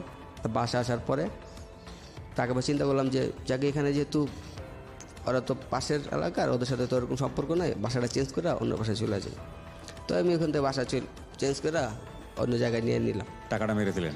হ্যাঁ, টাকাটা নিয়ে গেলাম। তো টাকা নেওয়ার পরে এখন দেখা গেছে যে পার্শ্ববর্তী এলাকা, তো দেখা যাচ্ছে একটা থানার এরিয়ার মধ্যেই, তো দেখা এক সময় হয়েই যায়। তো ওর সাথে দেখা হয়েছে। তো ওরা তো ওই যে বললাম আগে যে ওরা জানে আমি একটু পাওয়ারফুল, অনেক কিছু জানি, ভাব নিয়েও চলতাম। তো ওরা ওরকমভাবে জোর দিতে পারতেছিলাম ভাই টাকাটা। ও না, এখানে একটা জিনিস মিস হয়েছে যেটা ওকে আমি ফোন দিয়ে বলছিলাম যে আমাদের তো ধরা খেয়ে গেছি। মানে মিথ্যা বলেছেন? হ্যাঁ, যে আসলে ডিলটা ধরা খেয়ে গেছেন? হ্যাঁ, ডিলটা ধরা খেয়ে গেছি। তো ওই যে এর মধ্যে আবার 2-3 মাস আমি ওর সাথে দেখা হয় না, বললাম যে থানায় ছিলাম বা জেলে ছিলাম ওরকম। তো ওর সাথে দেখা হয়েছে। তো আমার কাছে টাকা চাইতেছে যে ভাই টাকাটা ধরা গেছে না। আমি এখন কইলাম যে ভাই আপনি 50,000, আমার তো 20,000 টাকা এখানে আছে। তো এখানে মিলা জিলা খাইছি। তো এখন দোষটা তো ভাই আমি গেছি দেখে আমার হয়েছে, আপনি গেলে তো আপনিও খাইতে পারতেন হিসেবে। তো যাই হোক, যা হয়েছে না হয়েছে। হ্যাঁ, না গেছে যে না ভাই আমার তো এত টাকা ছিল, আমার তো কিছু টাকা আপনার দেওয়া উচিত, পুরাটাই তো দিতে হবে কথা বলেনি, বলতে দেওয়া উচিত। হ্যাঁ, তো মানে বলতে পারতো, কিন্তু ওই যে বললাম এলাকার মধ্যে একটু মনে করি যে পাওয়ারফুল, ওই হিসাবে জোর দিতে পারতেছে না। তো যাই হোক, অনেকদিন পর আবার দেখা হইলো, ভাই টাকাটা দেন, আমি খুব বিপদে আছি। তো যাই হোক, অনেক কষ্ট করে ওনার 2,000 টাকা দিলাম। মানে এক পর্যায়ে জোর করে নিছে আমার থেকে, অনেক লোকজন ঠোকা। তো যাই হোক 2,000 টাকা দিছি, এরপর আর দেই নাই। যাই হোক, ওর সাথে আবার সম্পর্ক শুরু হইলো। 2,000 টাকা দেওয়ার পরে আবার সম্পর্ক শুরু হলো। তখন আবার যে টাকা শেষ, ওর কাছে তো যা টাকা ছিল সব দিয়ে দিল, ফেন্সিল ব্যবসা করবে। তো সবাই মিলে আবার একটা চিন্তা করলাম যে আরেকটা কিডন্যাপ করব। তো সবাই চিন্তা করলাম যে আরেকটা, তখন এর আগে যেরকম প্ল্যান ছিল ওরকম এই প্ল্যানটা একটু ভিন্ন, অন্য টাইপের। যে এখন চিন্তা করছি শিশু কিডন্যাপ করবো আর কি, বাচ্চা। তো তখন 1 লাখের মধ্যে একটা ডিমান্ড ছিল আমাদের। তখন চিন্তা করছি ডিমান্ড বাড়াবো আর কি। তো দেখা যাচ্ছে টাকাওয়ালা লোক যারা আছে ওনাদের ধরতে হইব। তো মানে করতে করতে একটা হয় না লোভ হয়ে গেছে। জি। তো শিশু কিডন্যাপ করবো, তো এলাকায় আমরা টার্গেট করতেছি কাকে কিডন্যাপ করা যায়, কার ছেলে, কার কাছে টাকা আছে। তো যাই হোক 1 মাসের মতো আমরা প্ল্যান করলাম, তো একজনকে সিলেক্ট করছি, প্ল্যান করলাম যে করতে হবে কীভাবে, সব কিছু একটা প্ল্যান করলাম, কোথায় রাখবো ছেলেটাকে, কীভাবে যাবো। তখন একটা পুলিশের ভয় ছিল যে যদি টাকা রিসিভ করতে যাই তখন যদি ওরা পুলিশ নিয়ে আসে বা মোবাইল ট্র্যাক করবে, মানে তো এরকম তখন আসলে হইতে একটা অভিজ্ঞতা হয়ে গেছে, মোবাইল ট্র্যাকের ব্যাপারটাও চলে আসছে যে কীভাবে করলে কীভাবে মোবাইল ট্র্যাক করতে পারে, সব চিন্তা ভাবনাই মাথায় নিয়ে কাজ করতেছি। তো চিন্তা ভাবনা 1 মাস অনেক চিন্তা ভাবনা করলাম, কোথায় নিব টিব সব কিছু চিন্তা ভাবনা হইল। তখন যে ছেলেটা কিডন্যাপ করেছে ও মোটামুটি পরিচিত বলতে সবাইরে মুখে চিনে, সবাইরে না 3 জনরে চিনে মুখে। আপনাদের টিমের? হ্যাঁ, আমাকে চিনে না, আরেকটা ছেলে আছে ওকে চিনে না, সেটা 3 জনকে চিনে। বয়স কত ছেলেটার? ছেলেটা তখন 8 বছর। 8 বছর বয়স। আপনাদের এলাকারই। ওকে। বাবা কি করতো? ওর বাবা ব্যবসা করতো আপনার, মোটামুটি অবস্থা সম্পন্ন? হ্যাঁ, স্থানীয় বাড়ি আছে। আর আপনার মাছের ব্যবসা করতো। ওকে। মানে বিগ একটা লোড নিয়ে এসে ঢাকা ছিল। তো মোটামুটি টাকা পয়সা আছে। টার্গেট কত ছিল আপনাদের? আমাদের টার্গেট ছিল 5 লাখ টাকা। 5 লাখ টাকা। ওকে। তো ওরে সবাই পরিচিত, মানে মোটামুটি 3 জন পরিচিত। তোরে টার্গেট করছে মানে কীভাবে নিয়ে আসবো আর কি, অনেকক্ষণ চিন্তা ভাবনা করে। তো ও ছেলেটা তখন আপনার এই কি বলে রেসলিং খেলা দেখতো, তো কিছু কিছু রেসলিংয়ের যারা আছে ওর পছন্দ করতো। তারপর আপনার সিঙ্গারদের গান শুনতো। তোরে চিন্তা ভাবনা করলাম যে না, এরকম ওর ফেভারিট সিঙ্গার যে ওর কথা বইলা যে ওইখানে ওর কনসার্ট হইতে আছে, ওইখানে চলে নিয়ে যাবো তোমারে, এরকম। তো ওদিন আসলে ভালো একটা দিন ছিল ইসলামিক দিক দিয়ে, শবে-কদরের রাত ছিল। তো দিন যাই হোক আপনার তখন চিন্তা ভাবনা ছিল যে আমরা যে সিঙ্গার টিঙ্গার বা ওই রেসলিংয়ের কথা বলে নিয়ে আসবো, তখন ওইরকম চিন্তা ছিল না। তো শবে-কদরের রাত যেহেতু, তো তখন আরেকটা দিক ফলো করলাম যে শবে-কদরের রাত ওদের দূরে কোথাও মসজিদে নামাজ পড়তে যাবো, ওই হিসাব করে নিয়ে আসছি তখন ওকে। তো নিয়ে এসে ওদের এক বাসায় নিয়ে আসলাম ওকে। তো বাসায়, ওদের বাসায় না আরেকটা বাসা, আমরা যে বাসাটা সিলেক্ট করলাম যে হ্যাঁ ওকে রাখবো আর কি। তো ওই বাসায় নিয়ে আসলাম। তো রাখার পরও রাতের বেলা নামাজ পড়ার জন্য বাচ্চাটাকে যখন আপনারা নিলেন, এটা ওর ফ্যামিলি ওকে সাপোর্ট করলো বা ওকে এতটা কনভিনিয়েন্ট ছিল কিনা? ইদানিং বাচ্চাদেরকে আমরা যে পরিমাণ গার্ড দেয় বাবা মারা, সেক্ষেত্রে এই ধরনের ছেলেমেয়েদেরকে তো এই সময় রাতের বাসার বাইরে পাওয়ারই কথা না। আসলে শবে-কদরের রাতটা এরকম একটা রাতের, তো আসলে লোকাল এরিয়াগুলোতে যে ছেলেমেয়ের সবাই বাইরেই থাকে বা মসজিদের আশেপাশেই থাকে, আর এলাকায় অনেক মসজিদ, একটা এলাকার মধ্যে অ্যাভেলেবেল মসজিদ। ওই সুযোগটাই আপনার কাজে লাগিয়েছেন? হ্যাঁ, বাসাতে বের হয়, বাসার একটু সামনে গেলে 200 গজের বা 100 গজের সামনে মসজিদ প্রত্যেকটা এলাকারই। ওকে। বা 200 গজ পর একটা করে মসজিদ থাকে। তো ওরে নিয়ে যাক বাসায় গেলাম, ওই বাসায় ওরে বসাইলাম। তো আমাদের যে প্ল্যানটা ছিল, আমাদের প্ল্যানটা ছিল ওকে মেরে ফেলবো।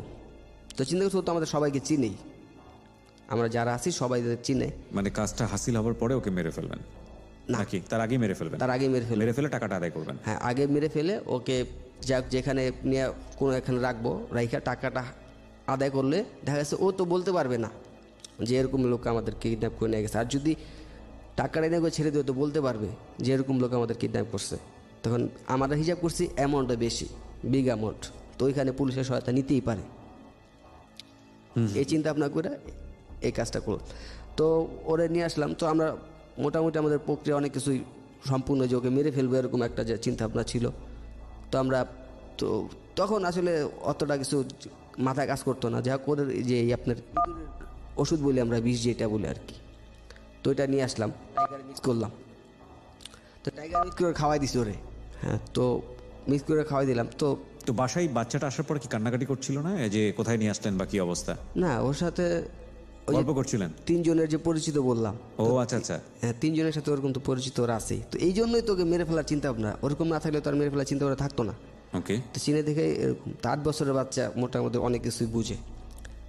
তো ওকে খাওয়াই দিলাম। তো খাওয়ার পর দেখা যাচ্ছে যে ওর মানে যে কোনো প্রক্রিয়া, পার্শ্ব প্রক্রিয়া কিছু হইতেছে না আর কি। তো বুঝতে পারতেছি যে না, ব্যাপারটা তো এরকম কিছু হইতেছে না। তো যাকে আনা হইলো, তোর বললাম কী রে ভাই, কী ওষুধ আনলি, কী জিনিস আনলি যে কাজ হইতেছে না? ওর কাছে ভাই ভালো জিনিসই তো আনলাম। তো যাই হোক, আমরা তো মোটামুটি 5 জন ছিলাম। তো 5 জন চিন্তা করলাম যে না, এইটাতে কাজ হবো না, ওরে এমনি মেরে ফেলে ধইরা বাসার মধ্যেই। তো বাসার মধ্যে নিয়ে তো একজন পা ধরছে, একজন হাত ধরছে, তো সবাই অনেক। তো আমার সামনে একটা আপনাদের কেবেল ছিল, তো আমি ওর গলায় প্যাঁচ দিলাম। তো হাত ধরছে, তো একজন পায়ে ধরছে, তো বুকের উপরে একজন ধরছে। তো কেবেল দ্বারা আমি মোটামুটি টান দিলাম। তো কিন্তু টানের মাঝখানে আমি বুঝতে পারলাম না, আমার শরীর অটোমেটিক্যালি মনে হয় যে দুর্বল হয়ে গেছে। আমি কাজ করতে পারতেছি না, কাজ হইতেছে না আমার শরীরে। শরীরে একটা থাকে না শক্তি, ওরকম হইতেছে না, কাজ হইতেছে না আমার। নিশ্চয়ই ওর পেছনে ওর বাবা মায়ের দোয়া ছিল, এছাড়া কিছু বলার নাই। মানে কোনো কিছু মাথায় আসছে না কিভাবে বললে আসলে এটা বলা হবে আমার দিক থেকে। যাই হোক, বলেন তারপর। তো যাই হোক, মোটামুটি প্রথম পর্যায়ে তো আমি যেটুকু বুঝলাম যে ওর আসলে আজরাইল হয়তো ওর কাছাকাছি চলে আসছিল, ওইখান থেকে আমি রিল্যাক্স হয়ে গেলাম। মানে আমার বললাম যে হাত কাজ করতেছে না, মানে হাতের যে একটা শক্তিটা পাইতেছি না। টানতে আমি যে কেবলটা টান দিব, তারটা টান দিব, পারতেছিলাম না। তো আরেকটা ব্যাপার, অলৌকিক ব্যাপার যেটা হলো, তারটা খুব মোটা ছিল। তো মাঝখানে তারটা ছিঁড়ে গেছে, খুব মোটা, মানে ছিঁড়া অসম্ভব, যাক ছিঁড়ে গেছে। তো আমি ওখানে রাখলাম। তো রেখে বললাম যে ভাই, এরা আসলে আমার পক্ষে পসিবল না, আপনারা যদি করেন ভাই করেন, আমি চলে যাই। আমি আসলে আবার মানে তখন আমার খুব ভার হয়ে গেছে শরীর, বুঝতে পারতেছি যে এটা আসলে আমার পক্ষে সম্ভব না, এটা করা উচিত না। তো আমি বললাম যে ভাই আপনারা করেন, আমি চলে যাই। তারা আছে যে না, এই পর্যাহান তো এখানে এই জায়গায় চলে যাবো, এটার মানে কি? এত দূর আসলাম, এত কিছু প্ল্যান করলাম, এখন এই জায়গায় চলে যাবো। আর বাচ্চা তো তখন বেঁচে আছে। ও কি কোনো রকম কান্নাকাটি করছে, ভয় পাচ্ছে? মানে মুখে হাত দেওয়া ছিল, মানে ও প্রেশার দিতেছে ছুটার জন্য আর কি। আর ওর মুখে হাত দেওয়া আছে, তো ও যে চিলেছিল এরকম অবস্থানে। তাই আমি বললাম যে ভাই আপনারা করেন, আমি চলে যাই। এখন কোথাছে যে এখন যদি ওরা থুয়া যাই, তখন তো বিপদে বলবো আমরা, এখন ও তো সবাই চিনে বাসা যে বলে দিব। তাই আমি করলাম ভাই আপনারা যা করেন, আমার পক্ষে সম্ভব না, আমি চলে যাই। তো যাই হোক, আমি দরজা খুলছি। তো দরজা খোলার পরে আমি বের হয়ে যাবো আর কি। তো এইটা আমি ওরাও কি মনে করে ছেড়ে দিছি, ছেড়ে দিয়ে আমরা সবাই বের হয়ে গেছি গা, ওইখান থেকে বের হয়ে গেছি গা। ও এখানে একটু মিস্টেক হয়েছে। জি। তো ওকে রাখার সময় এই যখন ওকে মারবো চিন্তা ভাবনা, এর আগে ফোন দেওয়া হয়েছে ওর বাসায়। ওর আগে ফোন দিয়ে ফেলেছেন অলরেডি? এর আগে ফোন দিয়ে ফেলছে যে এরকম আপনার ছেলের এরকম কিডন্যাপ করা হয়েছে, আপনি ছেলে নিতে হইলে টাকা লাগবে 5 লাখ টাকা। আর আপনাদের সব সম্বন্ধে আপনাদের যা আছে সবই আমরা জানি।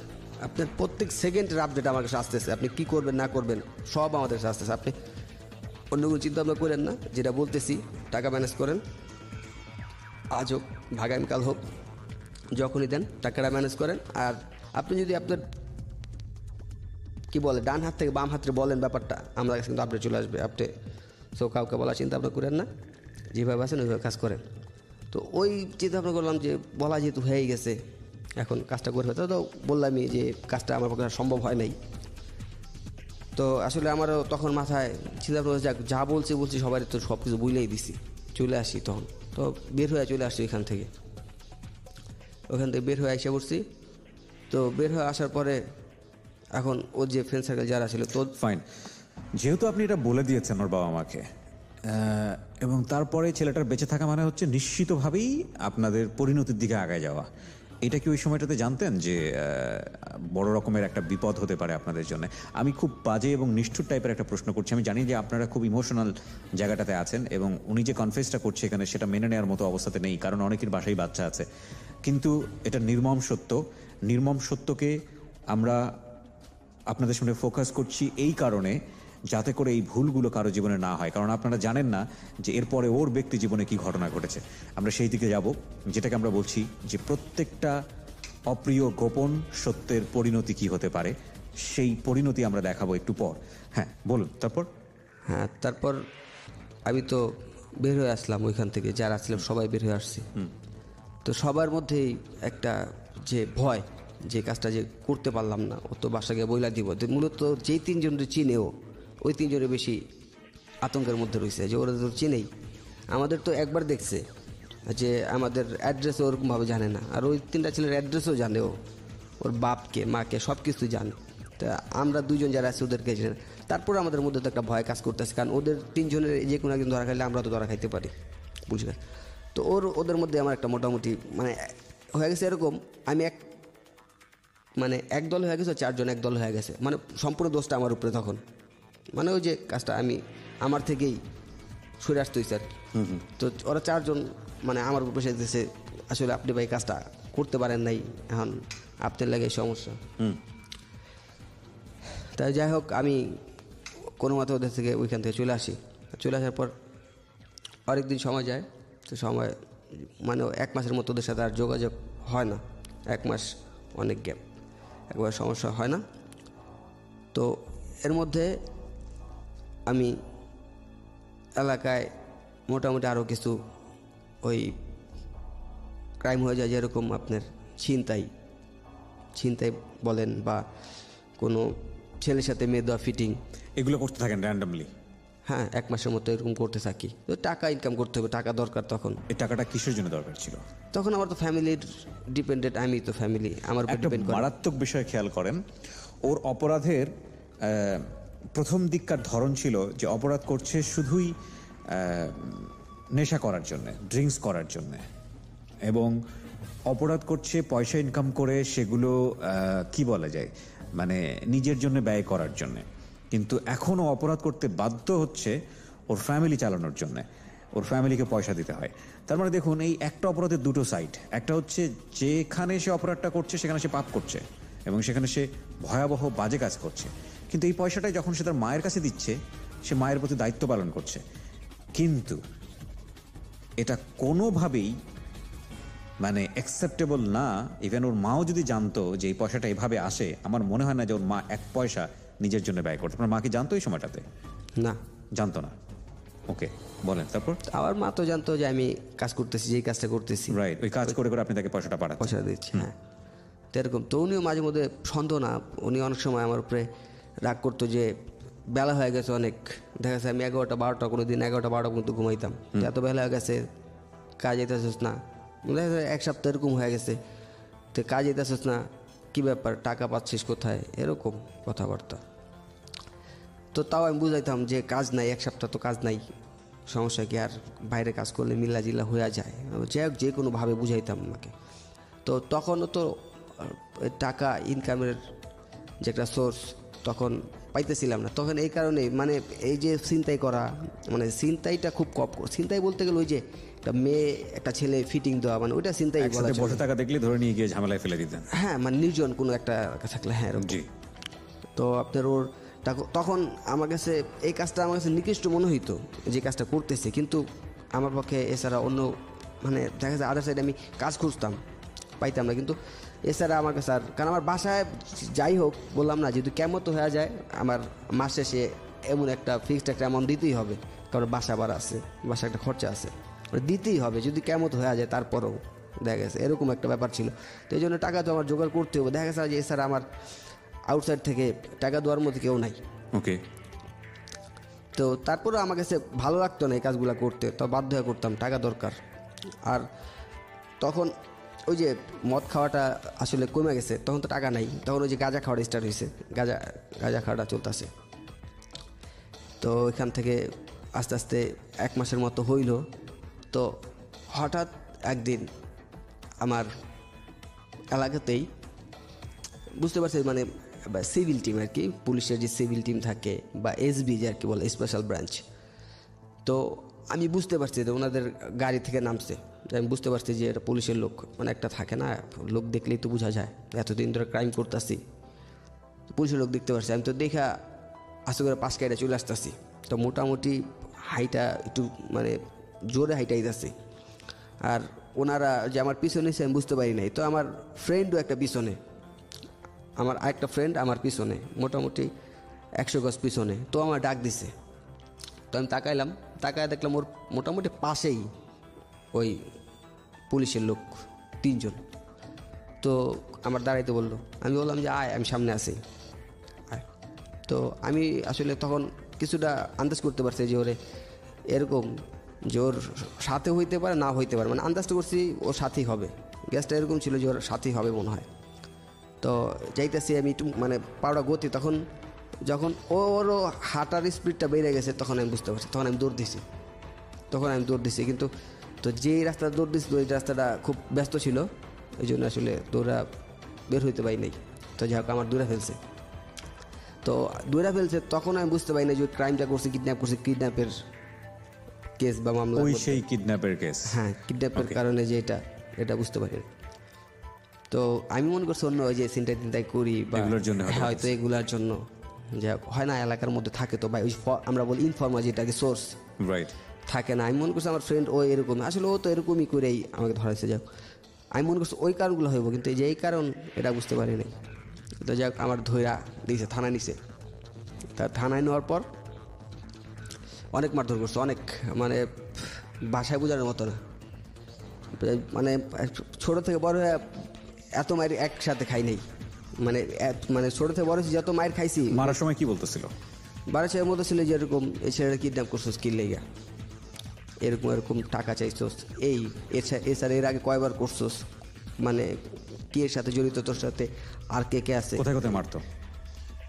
এই কথাগুলো এই জন্য বলছি যে আপনারা যারা খারাপ পথে আছেন বা অপরাধ জগতের দিকে পা বাড়াচ্ছেন, তারা একটু জেনে রাখেন যে অ্যাকশনগুলো কি হয়। রিমান্ডের এই ঘটনা থেকে আমরা আবারও ফিরবো, তবে তার আগে আরেকটা বিরতি হবে। প্রিয় শ্রোতা, এই ফাঁকে আপনাদেরকে বলছি অনুষ্ঠানে অংশগ্রহণ করার জন্য ফোন করতে হবে আপনাকে। ফোন নাম্বারটি হচ্ছে 096119004। আমি আবারও বলছি 096119004। আপনি যদি ইউটিউবে পুরো অনুষ্ঠানটি শুনতে চান, চলে আসুন আমাদের ইউটিউব চ্যানেলে, পুরো অনুষ্ঠানটি দিয়ে দেওয়া হয়েছে ওখানে। আমাদের ইউটিউবের ঠিকানা youtube.com/DFM904। আরও একবার বলছি youtube.com/DFM904। সাবস্ক্রাইব করতে ভুলবেন না। বিরতি নিচ্ছি আরও একটি। Secrets. Something beyond entertainment.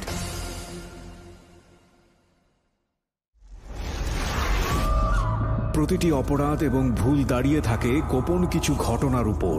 আমরা সেই গোপনকে আনতে চাই সবার সামনে, যে গোপন আপনাকে অপরাধ কিংবা ভুলের মূল কারণ দেখিয়ে দেবে। আপনি হয়তো নতুন করে ভাবতে শিখবেন কিভাবে অপরাধ থেকে দূরে থাকা যায়। আমরা অপরাধীকে দোষী বলার আগে কেন সে দোষ করেছে সেটা দেখাই, যাতে আপনি আর সেই ভুল না করেন। আমরা অপরাধকে নিরুৎসাহিত করতে অপরাধ কিংবা কোনো ভুলের নির্মম পরিণতি দেখাই, যাতে আপনাকে আমরা সেই জায়গায় না দেখি। আমরা বিশ্বাস করি প্রতিটি মানুষই সম্ভাবনাময়। কাউকে তার ভুল বা অপরাধের শাস্তি দেবার আগে আমরা তার ভুলের পেছনের গোপন সত্য সবার সামনে বলার সৎ সাহসকে সম্মান জানাই, যাতে আপনি সেই ভুল থেকে বাঁচতে পারেন। শুরু হলো সিক্রেটস, সামথিং বিয়ন্ড এন্টারটেইনমেন্ট।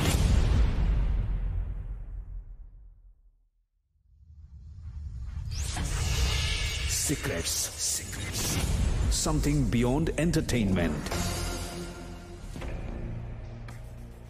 স্বাগত আরও একবার প্রিয় শ্রোতা, আপনারা শুনছেন ঢাকা FM 904। আমি আরজি কিবরিয়া রয়েছি আপনার সঙ্গে। এবং যারা আজকে এখানে এসে কনফেস করতে চাচ্ছেন, নিজের জীবনের ভুল বা অপরাধ জানিয়ে মানুষকে সচেতন করতে চান, তাদেরকে বলছি ফোন দেবার জন্য এই নাম্বারে 09611904904। আমি আবারও বলছি 09611904904, অর্থাৎ 09611904904। কথা না বাড়িয়ে আবারও ফিরছি গেস্টের কাছে, যেখানটায় আমরা ছিলাম। হ্যাঁ বলুন, তারপর কি করেছে? মারের বর্ণনাটা আমি একটু শুনতে চাই। ভালো, হাঁটুতে মারতো, পায়ের তলায় মারতো। কি দিয়ে মারতো? লাঠি, মোটা মোটা রোল দিয়ে। হ্যাঁ, হাঁটুর মানে এই যে মালাইটাতে? হ্যাঁ হ্যাঁ, এইখানে মারতো। হ্যাঁ, আর আপনার পায়ের তলায় মারতো, আর এই পেশিগুলোতেও মারতো, পায়ের যে পেশিগুলো থাকে পেশিগুলোতে। আচ্ছা।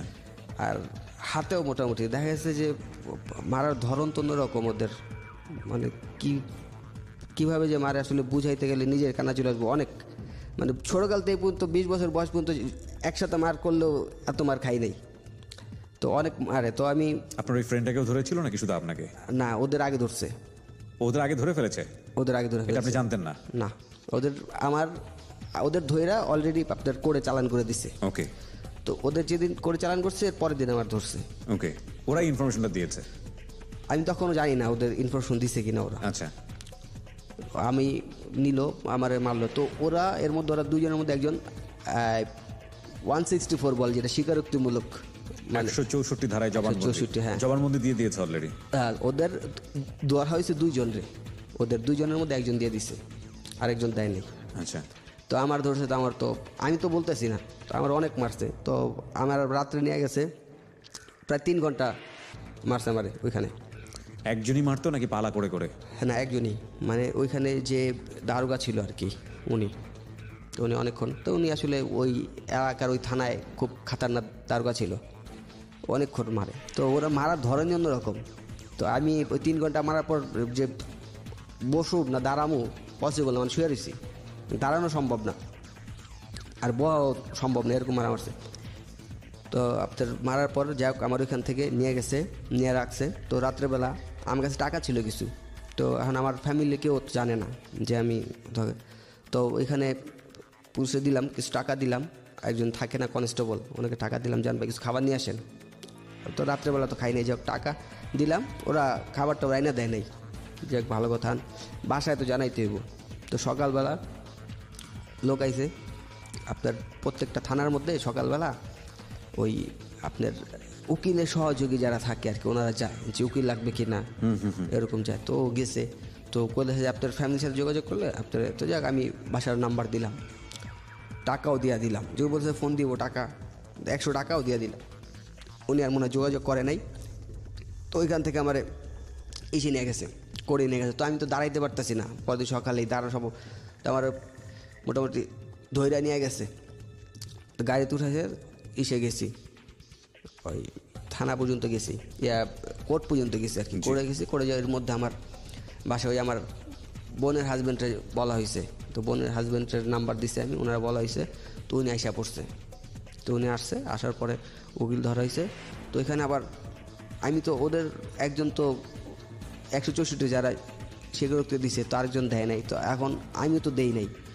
তো ওইখানে ওরা 2 নাম্বার আসামি দিছে আমাকে, এর আগে আরেকজন ছিল, ওর 1 নাম্বার, আমার 2 নাম্বার দিচ্ছে। তো 1 নাম্বারও দেয় নাই স্বীকারোক্তিমূলক, আর 3 নাম্বার যে ও দিছে। তো এখন স্বীকারোক্তি দিয়ে দিছে 3 নম্বরে? হ্যাঁ 3 নাম্বার, 1 নম্বরও দেয়নি, 2 নম্বরও দেয়নি। 2 নাম্বার হচ্ছেন আপনি? হ্যাঁ। তো ওরা রিমান্ডে নিছে, মানে রিমান্ড চাইছে আর কি কোর্ট থেকে 5 দিনে। তো কোর্ট থেকে 5 দিনের রিমান্ড দেয় না, 2 দিনের রিমান্ড দিছে। আপনাকে 2 দিনের রিমান্ড দেওয়া হলো। 2 দিনের রিমান্ডের গল্পটা আমি শুনতে চাই, রিমান্ডে কি করে? হ্যাঁ 2 দিনের রিমান্ড দেওয়া হয়েছে, যাক নিয়ে গেছে আবার থানা সিএনজিতে করে নিয়ে গেছে। তো নেওয়ার পর আমি তো মোটামুটি তখন এমনিতেই প্রায় শেষ, দোয়া-দরুদ পড়া শুরু করেছেন? হ্যাঁ দোয়া, মানে সত্য কথা যেটা আমি কি বলবো, ওনার বাপ পর্যন্ত বলছি প্রথম দিন, মানে যেদিন মারছে, হ্যাঁ রিমান্ড ছাড়াই, মানে বাপ পর্যন্ত বলছি আমি, আপনি আমার ধর্মের বাপ, আপনি ছাইড়া দেন আমাকে, আর মারেন না, আমি কিচ্ছুই করি নাই। মানে আমি বুঝতেছি না যে কওয়া উচিত না, মানে আমি চিন্তা করছি যদি কই তাহলে তো আরও মারবো, যদি বলি তাহলে তো আরও মারবো, আমি ওই চিন্তা করে। মানে স্বীকারোক্তি চাচ্ছিল আপনার কাছ থেকে, স্বীকারোক্তি হলে তো জেল হয়ে যাবে বা যেটাই না, আমি ওরকম চিন্তা ভাবনা, আমি চিন্তা করছি যদি বলি আরও মারবে, হ্যাঁ এরকম ওইরকম চিন্তা ভাবনা আমি বলতেছি না। তো যাক রিমান্ডে নিছে, তো রিমান্ডে নেওয়ার পর প্রথম দিন, এখন ওই যে আমার বোনের হাজব্যান্ড উনি তো ওনার জানছে যে রিমান্ডে নেওয়া হয়েছে। তো আমার রিমান্ডের বিষয়টা কি থাকে, ওটা কি কোনো আলাদা জায়গাতে নেওয়া হয়? না না, থানাতেই থাকে। আচ্ছা, থানাতেই, মানে কোর্টের থেকে থানায় নিয়ে আসে। তো থানায় নেওয়ার পর ওদিন আমার কাছে তোর ভালো মতো, ঠিক আছে, ভালো মতো জিজ্ঞেস করতেছি, তুই ক যে কী করছোস, কেমনি কি, এর আগে কয়টা করছোস, এই আসো বিষয়। এখন আমি তো কবে, আমি তো ছিলামই না স্যার, আমি তো এর মধ্যে ছিলামই না, মানে আমি বলছি আমি ছিলামই না এর মধ্যে, আমি জানি না, আপনি হুদাই আমার দূরে লইছে, আমি এর মধ্যে কিচ্ছুই জানি না। তখন ও কোথায় তোর মধ্যে একজন তো কইয়া দিছে তোর এই কাজ করছোস, তুই কবি না। এখন আমি কইতাছি দেখেন ওরা হয়তো আমার ফাঁসায় দিছে, আমি এ ব্যাপারে কিচ্ছু জানি না, আমি একটা ভালো পোলা, কাজকাম করি, আমি জানি না। তো যাই হোক ওনারা মানবো না, তারপর মারছে, তারপর গরম পানি দিয়ে দিছে নাকে গরম পানি দিছে। গরম পানি কি আপনাকে কি উপর করে, মানে একদম ঝুলন্ত অবস্থায়? না ঝুলায় না, মানে একটা টেবিল রাখা, তো টেবিলের উপরে ঘাড় এমনি দিয়ে তারপর ও গরম টেবিলের পানি। উপরে ঘাস শোয়া ফেলেছে। হ্যাঁ, ঘাস শোয়া ফেলে নাক দিয়ে গরম পানি দিয়েছে। গরম পানি হাত পা দিয়েছে। কি বেঁধে ফেলেছিল?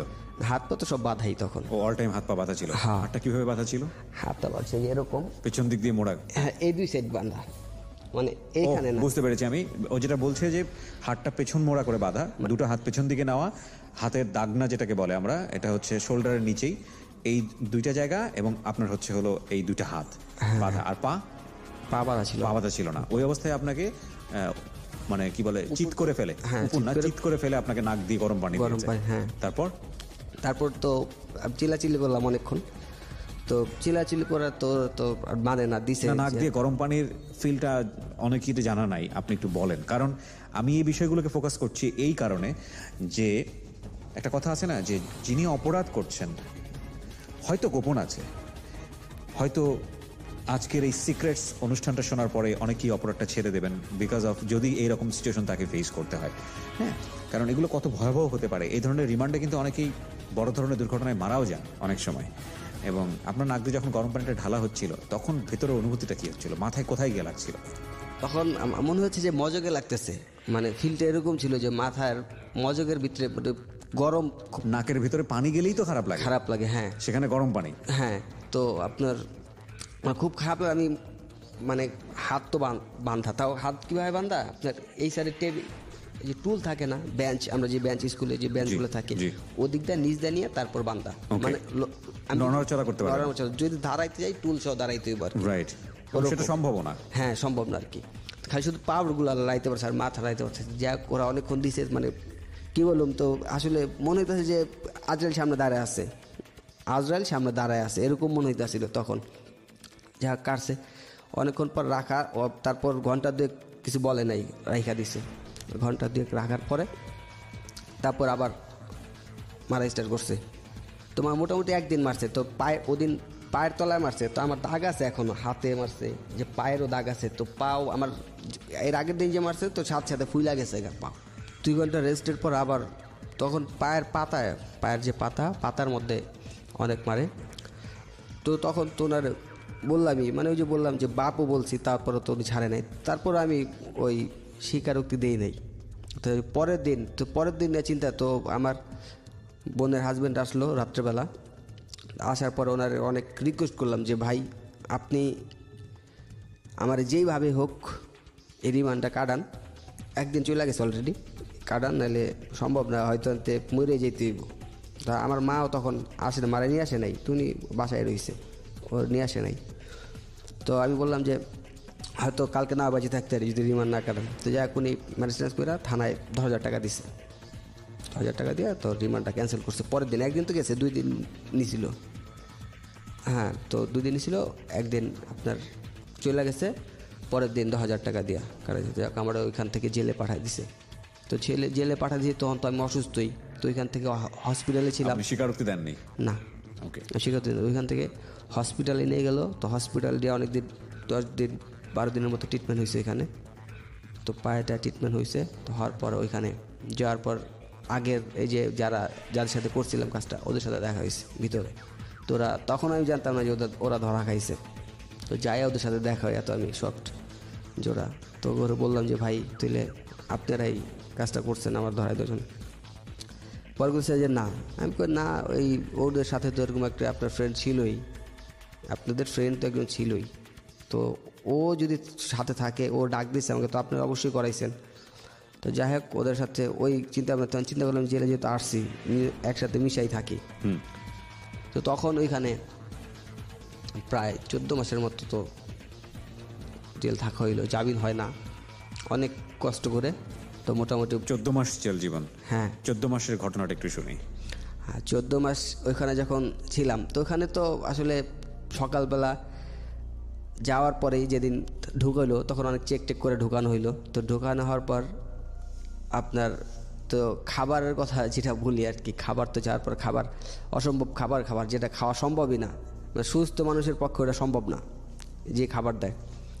তো ওইখানে গেলাম, তো যাওয়ার পর রাত্রেবেলা ঘুমের সমস্যা। তো ওইখানে আসলে কীরকম আপনার ধরেন 2 জনের জায়গায় 8 জন থাকতে হয় মিনিমাম, 2 জনের জায়গায় 2টা মানুষ যেভাবে থাকবো ওরকম। তাই দেখা যাচ্ছে যে অনেক লম্বা জায়গা, তো দেখা যাচ্ছে 10 ফুট জায়গা, লম্বা যদি 10 ফুট জায়গা হয়, ওইখানে কমসে কম মিনিমাম হইলেও 50 জন লোক থাকতে হয়। তো পুরোপুরি প্যাকেট করা তাহলে বলা চলে, মানে একাধিক একজনের গায়ের সাথে আরেকজনের গায়ে চাপাচাপি এরকম দেখা গেছে যে প্রেসারে অনেক সময় 8-10 জন উপরে উঠা যায়।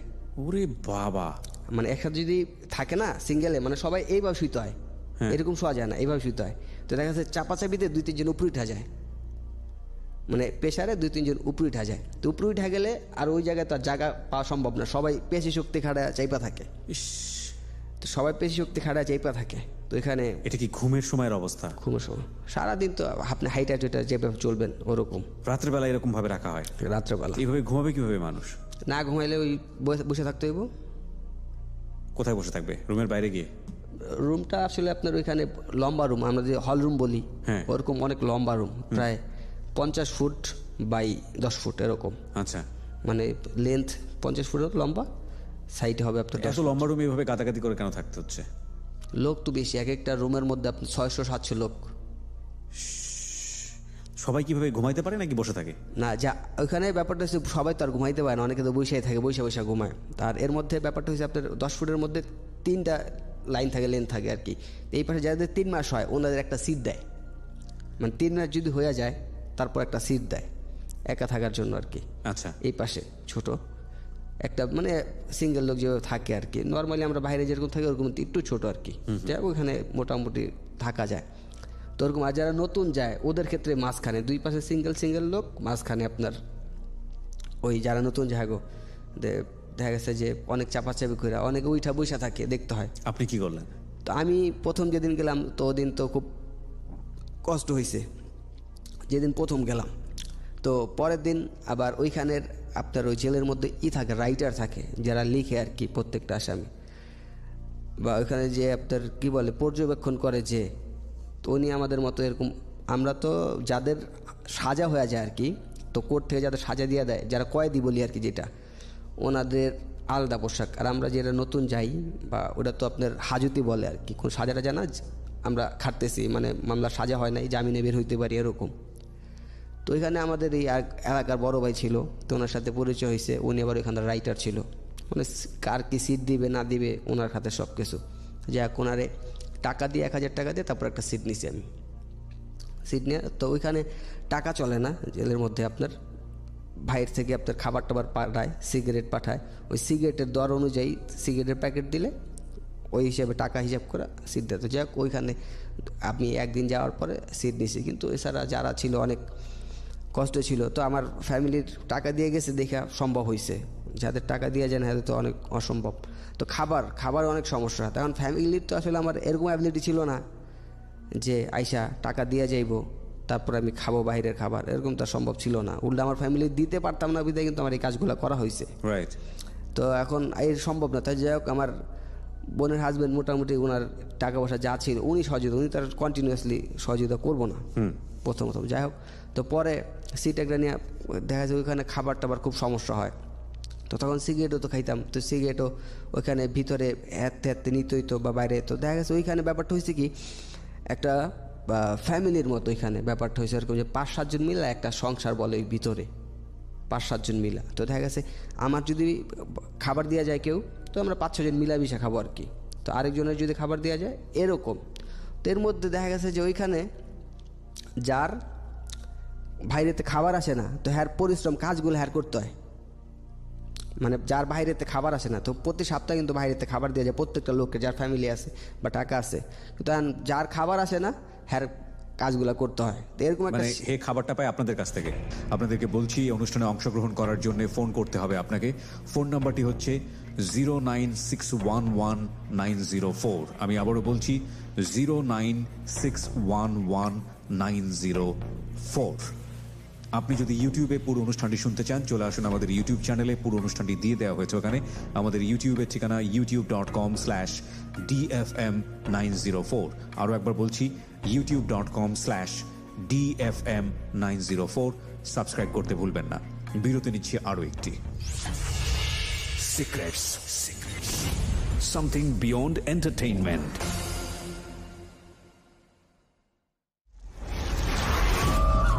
প্রতিটি অপরাধ এবং ভুল দাঁড়িয়ে থাকে গোপন কিছু ঘটনার উপর। আমরা সেই গোপনকে আনতে চাই সবার সামনে, যে গোপন আপনাকে অপরাধ কিংবা ভুলের মূল কারণ দেখিয়ে দেবে। আপনি হয়তো নতুন করে ভাবতে শিখবেন কিভাবে অপরাধ থেকে দূরে থাকা যায়। আমরা অপরাধীকে দোষী বলার আগে কেন সে দোষ করেছে সেটা দেখাই, যাতে আপনি আর সেই ভুল না করেন। আমরা অপরাধকে নিরুৎসাহিত করতে অপরাধ কিংবা কোনো ভুলের নির্মম পরিণতি দেখাই, যাতে আপনাকে আমরা সেই জায়গায় না দেখি। আমরা বিশ্বাস করি প্রতিটি মানুষই সম্ভাবনাময়। কাউকে তার ভুল বা অপরাধের শাস্তি দেবার আগে আমরা তার ভুলের পেছনের গোপন সত্য সবার সামনে বলার সৎ সাহসকে সম্মান জানাই, যাতে আপনি সেই ভুল থেকে বাঁচতে পারেন। শুরু হলো সিক্রেটস, সামথিং বিয়ন্ড এন্টারটেইনমেন্ট।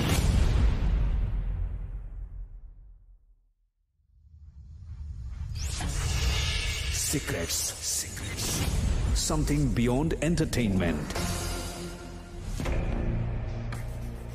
স্বাগত আরো একবার প্রিয় শ্রোতা, আপনারা শুনছেন ঢাকা FM 904। আমি আরজি কিবরিয়া রয়েছে আপনার সঙ্গে, এবং যারা আজকে এখানে এসে কনফেস করতে চাচ্ছেন, নিজের জীবনের ভুল বা অপরাধ জানিয়ে মানুষকে সচেতন করতে চান, তাদেরকে বলছি ফোন দেবার জন্য এই নাম্বারে 09611904904। আমি আবারও বলছি 09611904904, অর্থাৎ 09611904904।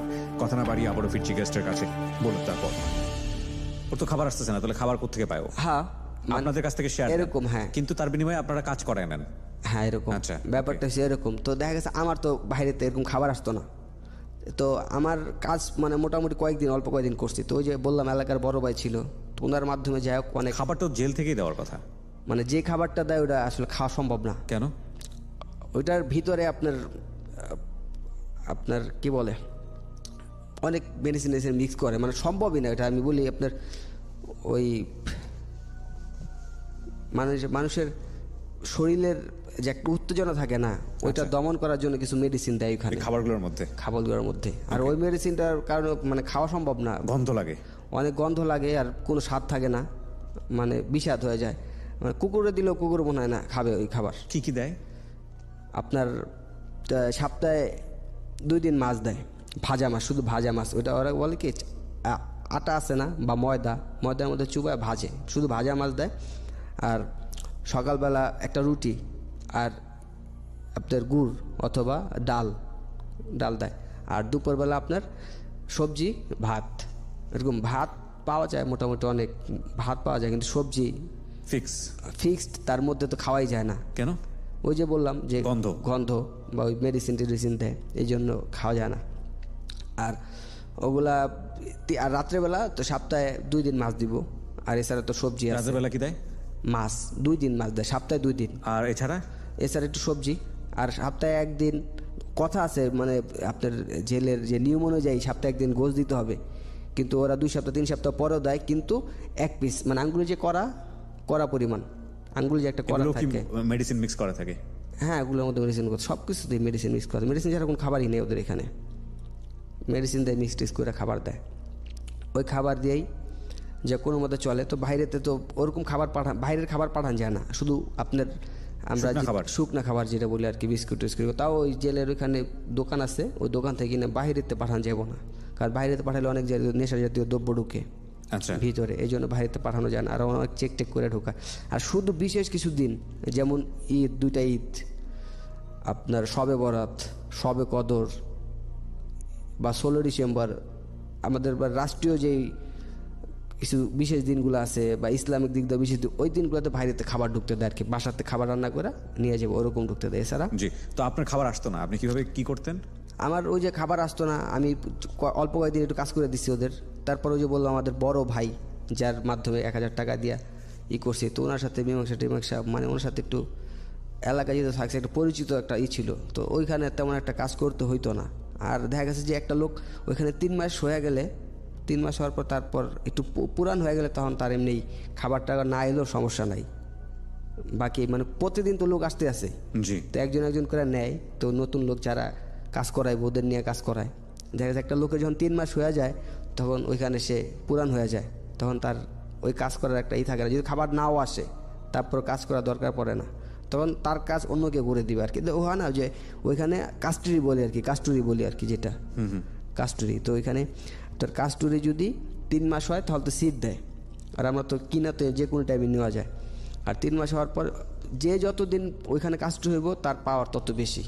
জি, মানে যে ওইখানে যদি আমার 5 বছর কাস্টরি থাকে তো এখানে আমি পাওয়ারফুল, এরকম ওইটার ভিতরে এরকম চলে। তো আপনার তো দেড় মাস 2 মাস পর কোর্টে নেওয়া যায়, কোর্টে উঠায়, তো জামিন চা হলে জামিন দেয় না। তো প্রায় 14 মাস পরে তো হাইকোর্টের থেকে জামিন হয়েছে আমার। তো জামিন হইয়া তো বের হইলাম। বের হওয়ার পরে ততদিনও আপনি স্বীকারোক্তি দেননি? না, ওই 14 মাসেও আপনি কোনো স্বীকারোক্তি দেননি? না, জেলের মধ্যে কোনো মারধর করে না। যদি তার মানে আপনি পুলিশের কাছেও এখন পর্যন্ত স্বীকার করেননি যে এই কাজটা আপনি করেছেন? না। সেই অর্থে আপনি আজকে প্রথম সিক্রেটস অনুষ্ঠানে আপনি প্রথম স্বীকারোক্তি দিলেন যে হ্যাঁ আপনি কাজটা করেছিলেন। হ্যাঁ, এটা যে আপনার জন্য অনেক বড় বিপদ ডেকে নিয়ে আসতে পারে এটা জেনেও আপনি এটা করেছেন। হ্যাঁ, এটা কারণ একটা আসলে গণমাধ্যমে স্বীকারোক্তি দেওয়া, এটা এখন আমি যতদূর জানি যে এটা এখনো মামলাধীন অবস্থায় রয়েছে। এটা এই মামলা এখন পর্যন্ত চলছে। তো সেটার পরেও কেন আপনি এই স্বীকারোক্তিটা দিলেন? কারণ স্বীকারোক্তিটা দিলাম এই জন্য যে আসলে আমি তো অপরাধ করছি, আর প্রত্যেকটা অপরাধের শাস্তি অবশ্যই তার পাওয়া উচিত। এটা এখন আমি এই দুনিয়াতে না পাই, আখিরাতে অবশ্যই আমার পাইতে হইব। তো এই জন্য চিন্তা করলাম যদি শাস্তি হয়েও যায় আমার, হোক, কারণ আমি অপরাধ করছি, অপরাধের শাস্তি তো অবশ্যই পাইতে হইব, এটা তো দিতেই হইব। এখন আমি বললাম না যে দুনিয়া না পাই, আখিরাতে অবশ্যই আল্লাহ দিব আমারে, তো দুনিয়াতেই পাওয়া যাই। আর এছাড়া শাস্তি মোটামুটি অনেকটাই পাইছি। 14 মাস যেহেতু জেল খাটছি আমি, এখানে আমি যে ক্রাইমগুলো করছি যাতে এই ক্রাইমগুলো অন্য কেউ না করে, এই জন্যে মানুষ যাতে সচেতন হয় এই কাজগুলো করলে যে কি বিপদে পড়তে হয় বা কতটা কষ্টে থাকতে হয়, এগুলো আসলে আমি মানুষের কাছে জানাইলাম যাতে ওনারা এই কাজটা ভবিষ্যতে না করে, এর জন্যই এই কাজগুলা। ওকে, তো আমি যেটা বুঝি যে আপনার জীবনটা এখনো ঝুলন্ত অবস্থায় আছে, মামলা জটিলতার মধ্য দিয়ে যাচ্ছেন আপনি। এটা কবে নাগাদ কিভাবে সমাধান হবে আপনি সেটা জানেন না? জানি না। এবং আপনি এখানে সিক্রেটস অনুষ্ঠানের আজকে প্রথম অতিথি, প্রথম পর্ব। সেখানে আজকে আপনি নিজের জীবনের অন্যতম একটা সিক্রেট আপনি আজকে লাখ লাখ মানুষের সামনে কনফেস করলেন, এবং সেটার পেছনে উদ্দেশ্য ছিল একটাই, যাতে আপনার মতো করে এরকম কোনো গোপন সত্য কারো জীবনে যাতে না আসে, এবং এটা থেকে আসলে যে পার পাওয়া যায় না। আমি একটা ছোট্ট জিনিস আপনাকে বলি, যেই ফ্যামিলির জন্য প্রথম পর্যায়ে তো একটা মেয়ের সাথে রাগ করে আপনি এই পথে আসলেন, চুরি করলেন, ছিনতাই করলেন, ডাকাতি করলেন, যাই করেন না কেন, পরবর্তীতে এটা আপনার প্রয়োজন ছিল শুধুমাত্র আপনার ফ্যামিলিকে সেভ করার জন্য। তার বাসা ভাড়া দিতে হবে, এই টাকা কিয়ামত হয়ে গেলেও আপনাকে দিতে হবে। যেই 14 মাস আপনি জেলে ছিলেন সেখানে তো 14 পয়সাও আপনি বাড়িতে পাঠাতে পারেননি। হ্যাঁ, আপনার মা কি বেঁচে ছিল না? হ্যাঁ, আমার মা বেঁচে ছিল। দ্যাট ইজ মাই কোশ্চেন, প্রিয় শ্রোতা, যে ওর যে ফিলটা ছিল যে কিয়ামত হয়ে গেলেও আমার বাড়িতে টাকা পাঠাতে হবে, কিয়ামত তো হয়েছে, তার চেয়েও বড় কিছু হয়েছে ওর জীবনে, যে ও 4টা পয়সা বাড়িতে পাঠাতে পারেনি, এবং ওর মার সবচেয়ে কাছের মানুষ ছিল, সেই মানুষটা জেলে কখন বের হবে, কীভাবে বের হবে ওর মা জানে না। একটা হচ্ছে যে মাকে পয়সা পাঠাতে পারছে না, সেটা তো একটা কষ্ট আছেই, কিন্তু মা তার সন্তানকে জেলের মধ্যে রেখে বাইরে আছে, তাহলে মার জন্য ফিলটা কী হতে পারে, মানে ভয়াবহতম অবস্থা। তারপরেও তো আপনার মাটা বেঁচে ছিল, তাহলে আপনার ধারণাটা ভুল প্রমাণিত হলো যে না, আসলে এই মানে বেঁচে থাকার জন্য আসলে অন্যায় পথে 1 পয়সা রোজগার করার প্রয়োজন নাই। এই 14 মাস কিভাবে আপনার মা চলেছে? হ্যাঁ, এইটাই, মানে যে আমি তো তখন যে কাজগুলো করছি হয়তো চিন্তা করছি যে বাসায় টাকা দিতেই হবে, রাইট, কিন্তু এখন তো এই টাকা মানে উল্টা পথে যেটা বললে ক্রাইম পথে যে টাকা বা অনৈতিকভাবে টাকা ইনকাম করা, যে ফ্যামিলি চালাইতে হবে, যে ওরকম না করলে যে আল্লাহ চালায় না, এটার আসলে প্রমাণ তো মিলেই গেল। তারপরেও যা করছি জীবনের তো অবশ্যই ভুল করছি, তার এখানে আসার কারণ তো এইটাই, যে আমার মতো ভুল আর কেউ না করে। এই সময় মা কিভাবে চলতো? আমার মা চলতো, আবার মামারা ছিল, সাপোর্ট দিয়েছে তারা, মামারা, তারপর আমার বোনরা ছিল, বোনের হাজবেন্ড যারা ছিল, সামহাও তারা সাপোর্ট দিয়েছে। হ্যাঁ, এবং এটাই আল্লাহ বলেছেন যে চাইলেই তুমি সৎ পথে থাকতে পারো, বাকিটুকু তো তিনি হেল্প করবেনই। হ্যাঁ, এবং সেজন্য অসৎ পথে যাওয়ার কোনো প্রয়োজন নেই। ওকে, একটু শুনি আমি। 14 মাস পরে জেল থেকে আপনি বের হলেন, বের হওয়ার পরে কবে বের হয়েছেন, এটা কতদিন আগে? বের হয়েছি প্রায় 6 বছর হয়েছে। 6 বছর হয়ে গেছে। এই 6 বছর আপনি কি করছেন, কিভাবে আপনি ওই জেল থেকে বের হওয়ার পরের ঘটনাগুলো একটু ধারাবাহিকভাবে শুনি আপনার কাছ থেকে। জেল থেকে বের হওয়ার পরেই তো আমি অসুস্থ ছিলাম, তো জেলের মধ্যে অনেক দূষণ থাকে, তো ওইখান থেকে খুব অসুস্থ হয়ে যাই। তো প্রায় 5-6 মাস আমার ট্রিটমেন্ট করাতে সময় লাগে। তো ট্রিটমেন্ট করার পর আমি আবার যে কাজ করতাম তখন ইলেকট্রিকের এই কাজে ঢুকলাম। তো আমার পরিচিত এক লোক ঢুকাই দিল। তো ওইখান থেকে আমি এখন কন্টিনিউ ওইখান থেকে কাজ করতেছি। তো এখন মোটামুটি আল্লাহর রহমতে খুব ভালোই আছি। তো দেখা যাচ্ছে নিজে কাজ নিয়ে নিজে করতেছি। এখন নিজে কাজ নিয়ে নিজে করি। যারা আপনাকে মামলা দিয়েছিল তারা কি মামলা তুলেছে? না, তারা এখনো মামলা তুলে নাই। দেখা করেছেন তাদের সঙ্গে? তাদের সাথে দেখা এমনি হয়েছে, কিন্তু ইচ্ছাকৃতভাবে ওরকমভাবে দেখা করি নাই। যারা আপনার সঙ্গে ঢুকেছিল তারা বের হয়েছে? হ্যাঁ, তারাও বের হয়েছে, জামিনে বেরোতে পেরেছে। জামিনে বেরোতে আপনার কোনো পয়সা খরচ করতে হয়েছে? 1.5 লাখ টাকা খরচ হয়েছে। কত টাকা? 1.5 লাখ। 1.5 লক্ষ টাকা। এই টাকাটা ম্যানেজ হয়েছে কিভাবে? এই টাকাটা ম্যানেজ হয়েছে মানে আমাদের যে জমি ছিল, তো বাপের কিছু জমি পাইতাম, জমি আর আমার মার কিছু টাকা ছিল আর কি জমানো, খুচরা করে যে জমানো কিছু টাকা ছিল। ওই বিশেষ করে ম্যাক্সিমাম টাকায় আমার মার খুচরা করে জমা যে টাকাটা জমাইছে আর কি, ওই জমানো টাকা দিয়েই বের হয়েছে। আপনি যে পয়সাটা রোজগার করতে গেলেন তার চেয়েও কত গুণ পয়সা আপনার চলে গেল, মান সম্মান চলে গেল, এবং জীবনের এত ভয়াবহতম সময় পার করলেন। একটা জেল ফেরত মানুষ এখন একটা মামলা কাঁধে নিয়ে আপনি চলছেন। সামাজিকভাবে তাদেরকে বাংলাদেশে কিভাবে দেখা হয় সেটা আপনাকে নতুন করে বলার কিছু নাই। হ্যাঁ। বিয়ে শাদী করেছেন? না। এর পরবর্তীতে জীবনে কোনো সম্পর্ক হয়েছে বা সম্পর্কে জড়িয়েছেন কোনো মেয়ের সঙ্গে? না, এরপর আর কোনো মেয়ের সাথে সম্পর্ক হয়নি। চেষ্টা করেছেন? না, চেষ্টাই করে, ওর মন মানসিকতা ছিল না। আপনার ভেতরটাকে তো মেরে ফেলেছে। একটা যেটা হচ্ছে চেষ্টা করতে গিয়ে আপনি যে ধরনের প্রতিবন্ধকতার মুখোমুখি হবেন সেটা ডিফারেন্ট কেস। বিয়ে করার যদি মানে সে যদি পথের ভিখারিও হয়, সে যদি জানে যে তার মেয়েকে যার সাথে বিয়ে দিচ্ছে সে একটা মামলার আসামি, সে 100 বারের জন্য চিন্তা করবে, বিয়ে দিবে না সে। হ্যাঁ, আচ্ছা, অবশ্যই। এবং এরপরে আপনি আর কোনো চিন্তাই করেননি কোনো মেয়ের সাথে জড়ানোর জন্য। হয়তো চিন্তা করলে সেখানেও আপনি বাধাগ্রস্ত হবেন। হ্যাঁ, এটাই অবশ্যই। তো আপনি এখন সৎ পথেই পয়সা রোজগার করছেন? হ্যাঁ, সৎ পথেই পয়সা রোজগার, আল্লাহর রহমতে খুব ভালো আছে এখন। এটা তো সবচেয়ে বড় গিফটের যে আপনি শেষে অন্তত বলতে পারছেন যে আল্লাহর রহমতে আপনি ভালো আছেন। কি বলতে চান যারা আপনাকে এতক্ষণ ধরে শুনছে বা যারা এতক্ষণ ধরে আপনাকে শুনলো, তাদের উদ্দেশ্যে কিছু বলার আছে আপনার সব কিছু মিলিয়ে? হ্যাঁ, অবশ্যই। এখানে লিসেনার যারা আছে ওনাদেরকে বলতে চাই যে আমি আরিফ হোসেন যে ক্রাইমগুলো করে আসছি এই পর্যন্ত টাকার জন্য, শুধু একটা মেয়ের ভালোবাসা হোক বা ফ্যামিলি সংসার টাকা জোগাড় করার জন্য হোক, যেভাবেই হোক, তো এই ক্রাইমের টাকা দিয়ে আসলে সংসার চললেও কিন্তু একটা পর্যায়ে এর বোঝা মাথায় নিতেই হয় অবশ্যই। যে আপনি ক্রাইমগুলো করছেন এর অবশ্যই এর বোঝা নিতেই হইব। তো ক্রাইম করলে যে একটা সংসার ফুললি ভালোভাবে চলে এটা কোনো মানে হয় না। আর ক্রাইম না করলেও সৎভাবে চললেও সংসার সুন্দরভাবে চালানো যায়, এটাই আমার কথা। যে ক্রাইম আসলে যারা শুনলেন আমার কথা, এরকম ক্রাইম আসলে আপনারা যদি চিন্তাও থাকে আপনাদের, এখন এই এপিসোডটা শোনার পর থেকে, আপনারা প্রোগ্রামটা শোনার পর থেকে আসলে ছেড়ে দিবেন যে এই ক্রাইম আসলে করা উচিত না। এই ক্রাইম করলে আমি যেই প্রবলেমটা ফেস করছি অবশ্যই আপনারা এই প্রবলেমটা ফেস করতে পারেন। ফাইন। ডক্টর তাজুল ইসলাম, এতক্ষণ ধরে ওনাকে আমরা যেটা শুনছিলাম সেটা ঠিক আছে। আমি ওনাকে মূল্যায়নের জায়গাটায় আপনাকে ফ্লোর দিব না। আমি সামাজিক প্রেক্ষাপটে বেশ কয়েকটা বিষয় আপনাকে জানতে চাই। একটা হচ্ছে, আমরা খুব ভালো করে বুঝতে পারি যে কোনো সিক্রেটসের পেছনে একটা শক্তিশালী রিজন থাকে, এবং যে কোনো ভয়াবহ অপরাধের পেছনে একটা শক্তিশালী রিজন থাকে। সেই রিজনগুলো আমরা পেয়েছি এখানে, কিন্তু ফোকাসটা করতে চাই আমি হচ্ছে অনিশ্চয়তার জায়গাটাতে। দেখুন, এই ছেলেটা অপরাধ করে পয়সা রোজগার করে তার মাকে দিত, তার ফ্যামিলিকে কন্ট্রিবিউট করতো, এবং একই সাথে এই ছেলেটার অপরাধের দিকে ঝুঁকে যাওয়ার পেছনের কারণটাও হচ্ছে এই অর্থই। কারণ সে মনে করেছে জীবনের একটা পর্যায়ে যে অর্থ থাকলে একটা মেয়ের মন পাওয়া যায়, সুতরাং আমাকে যেভাবেই হোক না কেন অর্থ রোজগার করতে হবে। এই দুটো জায়গার ব্যালেন্স কিভাবে করা সম্ভব? এবং এই যে দুটো ঘটনা, এই দুটো ঘটনা কিন্তু আমাদের প্রত্যেকের জীবনেই খুব কমন।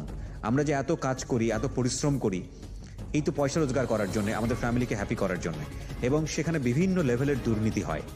এবং একই সাথে ও যে ঘটনার মুখোমুখি হয়ে পয়সার প্রতি লোভের পড়ে গিয়েছে বা পয়সার দিকে অন্যভাবে মোটিভেট হয়েছে, সেরকম ঘটনাও আমাদের প্রাত্যহিক জীবনে ঘটে। তো এই রকম ঘটনা ঘটলে সেখান থেকে নিজেকে নিজে ভালো পথে মোটিভেশন করা কিংবা মোটিভেট করে ভালো রাখা, এটা কিভাবে সম্ভব? কোনো টেকনিক আপনার জানা আছে কিনা? জি, এটাও একটা গুরুত্বপূর্ণ। আমাদের এই সমাজে আমরা যতটুকু দুর্নীতি দেখতেছি, ঘুষ বলেন বা সকল রকমের দুর্নীতি যেগুলো আছে, তার পিছনে প্রধান কারণ হচ্ছে যে টাকা উপার্জন করবো, সেই টাকা দিয়ে সংসার চালাবো, আরো খুবই নামি দামি এবং ভালোভাবে মানে সবার দাবি পূরণ করবো। স্ত্রীর অনেক চাহিদা আছে, ছেলে মেয়ের অনেক চাহিদা আছে, বড় গাড়ি থাকবে, এটা করবে সেটা করবো। আর এখানে আজকের আরিফের ব্যাপারটা হয়তো ওই পর্যায়ে নেন না, সে হয়তো দরিদ্র মানুষ, তারও পরিবারকে হয়তো তাকে ভরণ পোষণের জন্য দায়িত্ব নিতে হয়েছে। আচ্ছা, আরিফের মতন দরিদ্রদের যেমন সংসারের দায়িত্ব নিতে হয়, কিন্তু আবার আরো অনেকেরই আছে তারা দায়িত্ব নেয়, দায়িত্বের উপরেও তারা ওই অনেক বিলাস বেসন অনেক কথা, অর্থাৎ সংসার করার জন্য তাদের দায়িত্ববোধের কারণে, তাদের মতে আর কি, দায়িত্ববোধের কারণে তাদের টাকা দরকার, অর্থাৎ টাকা করতে হলে তাদেরকে যে উপায় তা করা দরকার, তা ঘুষ হোক, খুন ডাকাতি হোক অথবা কিডন্যাপ হোক, তারা করে। এই যে কাজগুলি করে, এখানে দুইটা দায়িত্ব আছে, যারা করে তাদের একটা দায়িত্ব এবং যারা নেয় তাদেরও দায়িত্ব আছে। যারা নেয় তাদেরও বুঝতে হবে যে আমার স্বামী বা আমার বাবা কিভাবে উপার্জন করে, সে কি ঘুষ খেয়ে উপার্জন করে বা খারাপ পথে এনে আমাদেরকে এটা দেয়, তাদের সে দাবিটা কমাইতে হবে, 1 নম্বর। আর 2 নম্বর হচ্ছে মনে রাখতে হবে যারা এই পাপ কাজটা করতেছেন তাদের মনে রাখতে হবে যাদের জন্য আমি এই যে অপকর্ম করতেছি, কাল হাসরের দিনে কিন্তু দায় থাকবো আমি, তারা কিন্তু উপভোগ করে গেল, আর এর পাপের জন্য শাস্তি ভোগ করতে হবে আমাকে, 1। 2 নম্বর 3 নম্বর হচ্ছে যে এই জগতেও যদি কোনো দায় দায়িত্ব নিতে হয় অথবা ধরা পড়া যায়, যেমন আরিফের ক্ষেত্রে হলো, তাকে জেলে যেতে হলো, এমনকি সে তো মারাও যেতে পারতো, অথবা অন্যান্য ভাবে হতে পারতো, অর্থাৎ এই জগতেও যদি তার কোনো বিপদ হয় সেটাও তাকে কিন্তু মোকাবেলা করতে হবে, এটার জন্য সেই দায়ী থাকবে।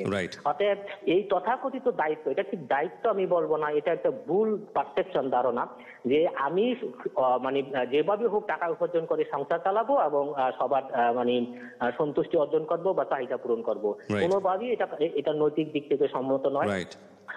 সবভাবে মানে জীবন যাপন থেকে যতটুকু মানুষ উপার্জন করতে পারে, মানুষ আল্লাহ যাকে যতটুকু রিজিক দিয়েছে সেই রিজিক দিয়ে জীবন চালাতে হবে, নিজের জীবন চালাতে হবে, অন্য জীবন চালাতে হবে।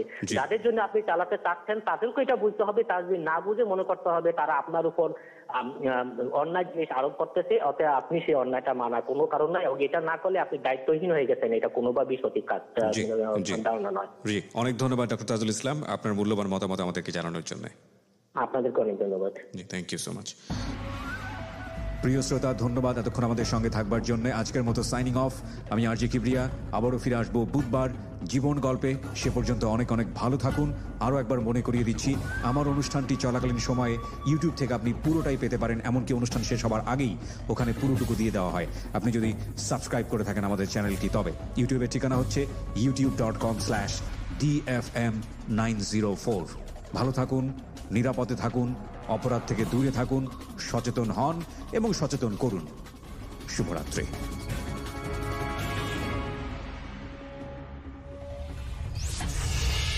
Secrets. Something beyond entertainment.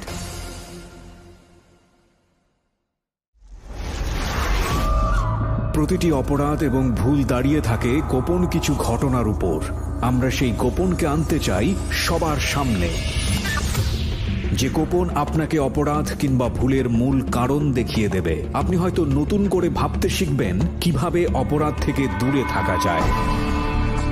আমরা অপরাধীকে দোষী বলার আগে কেন সে দোষ করেছে সেটা দেখাই, যাতে আপনি আর সেই ভুল না করেন। আমরা অপরাধকে নিরুৎসাহিত করতে অপরাধ কিংবা কোনো ভুলের নির্মম পরিণতি দেখাই, যাতে আপনাকে আমরা সেই জায়গায় না দেখি। আমরা বিশ্বাস করি প্রতিটি মানুষই সম্ভাবনাময়। কাউকে তার ভুল বা অপরাধের শাস্তি দেবার আগে আমরা তার ভুলের পেছনের গোপন সত্য সবার সামনে বলার সৎ সাহসকে সম্মান জানাই, যাতে আপনি সেই ভুল থেকে বাঁচতে পারেন। শুরু হলো সিক্রেটস, সামথিং বিয়ন্ড এন্টারটেইনমেন্ট।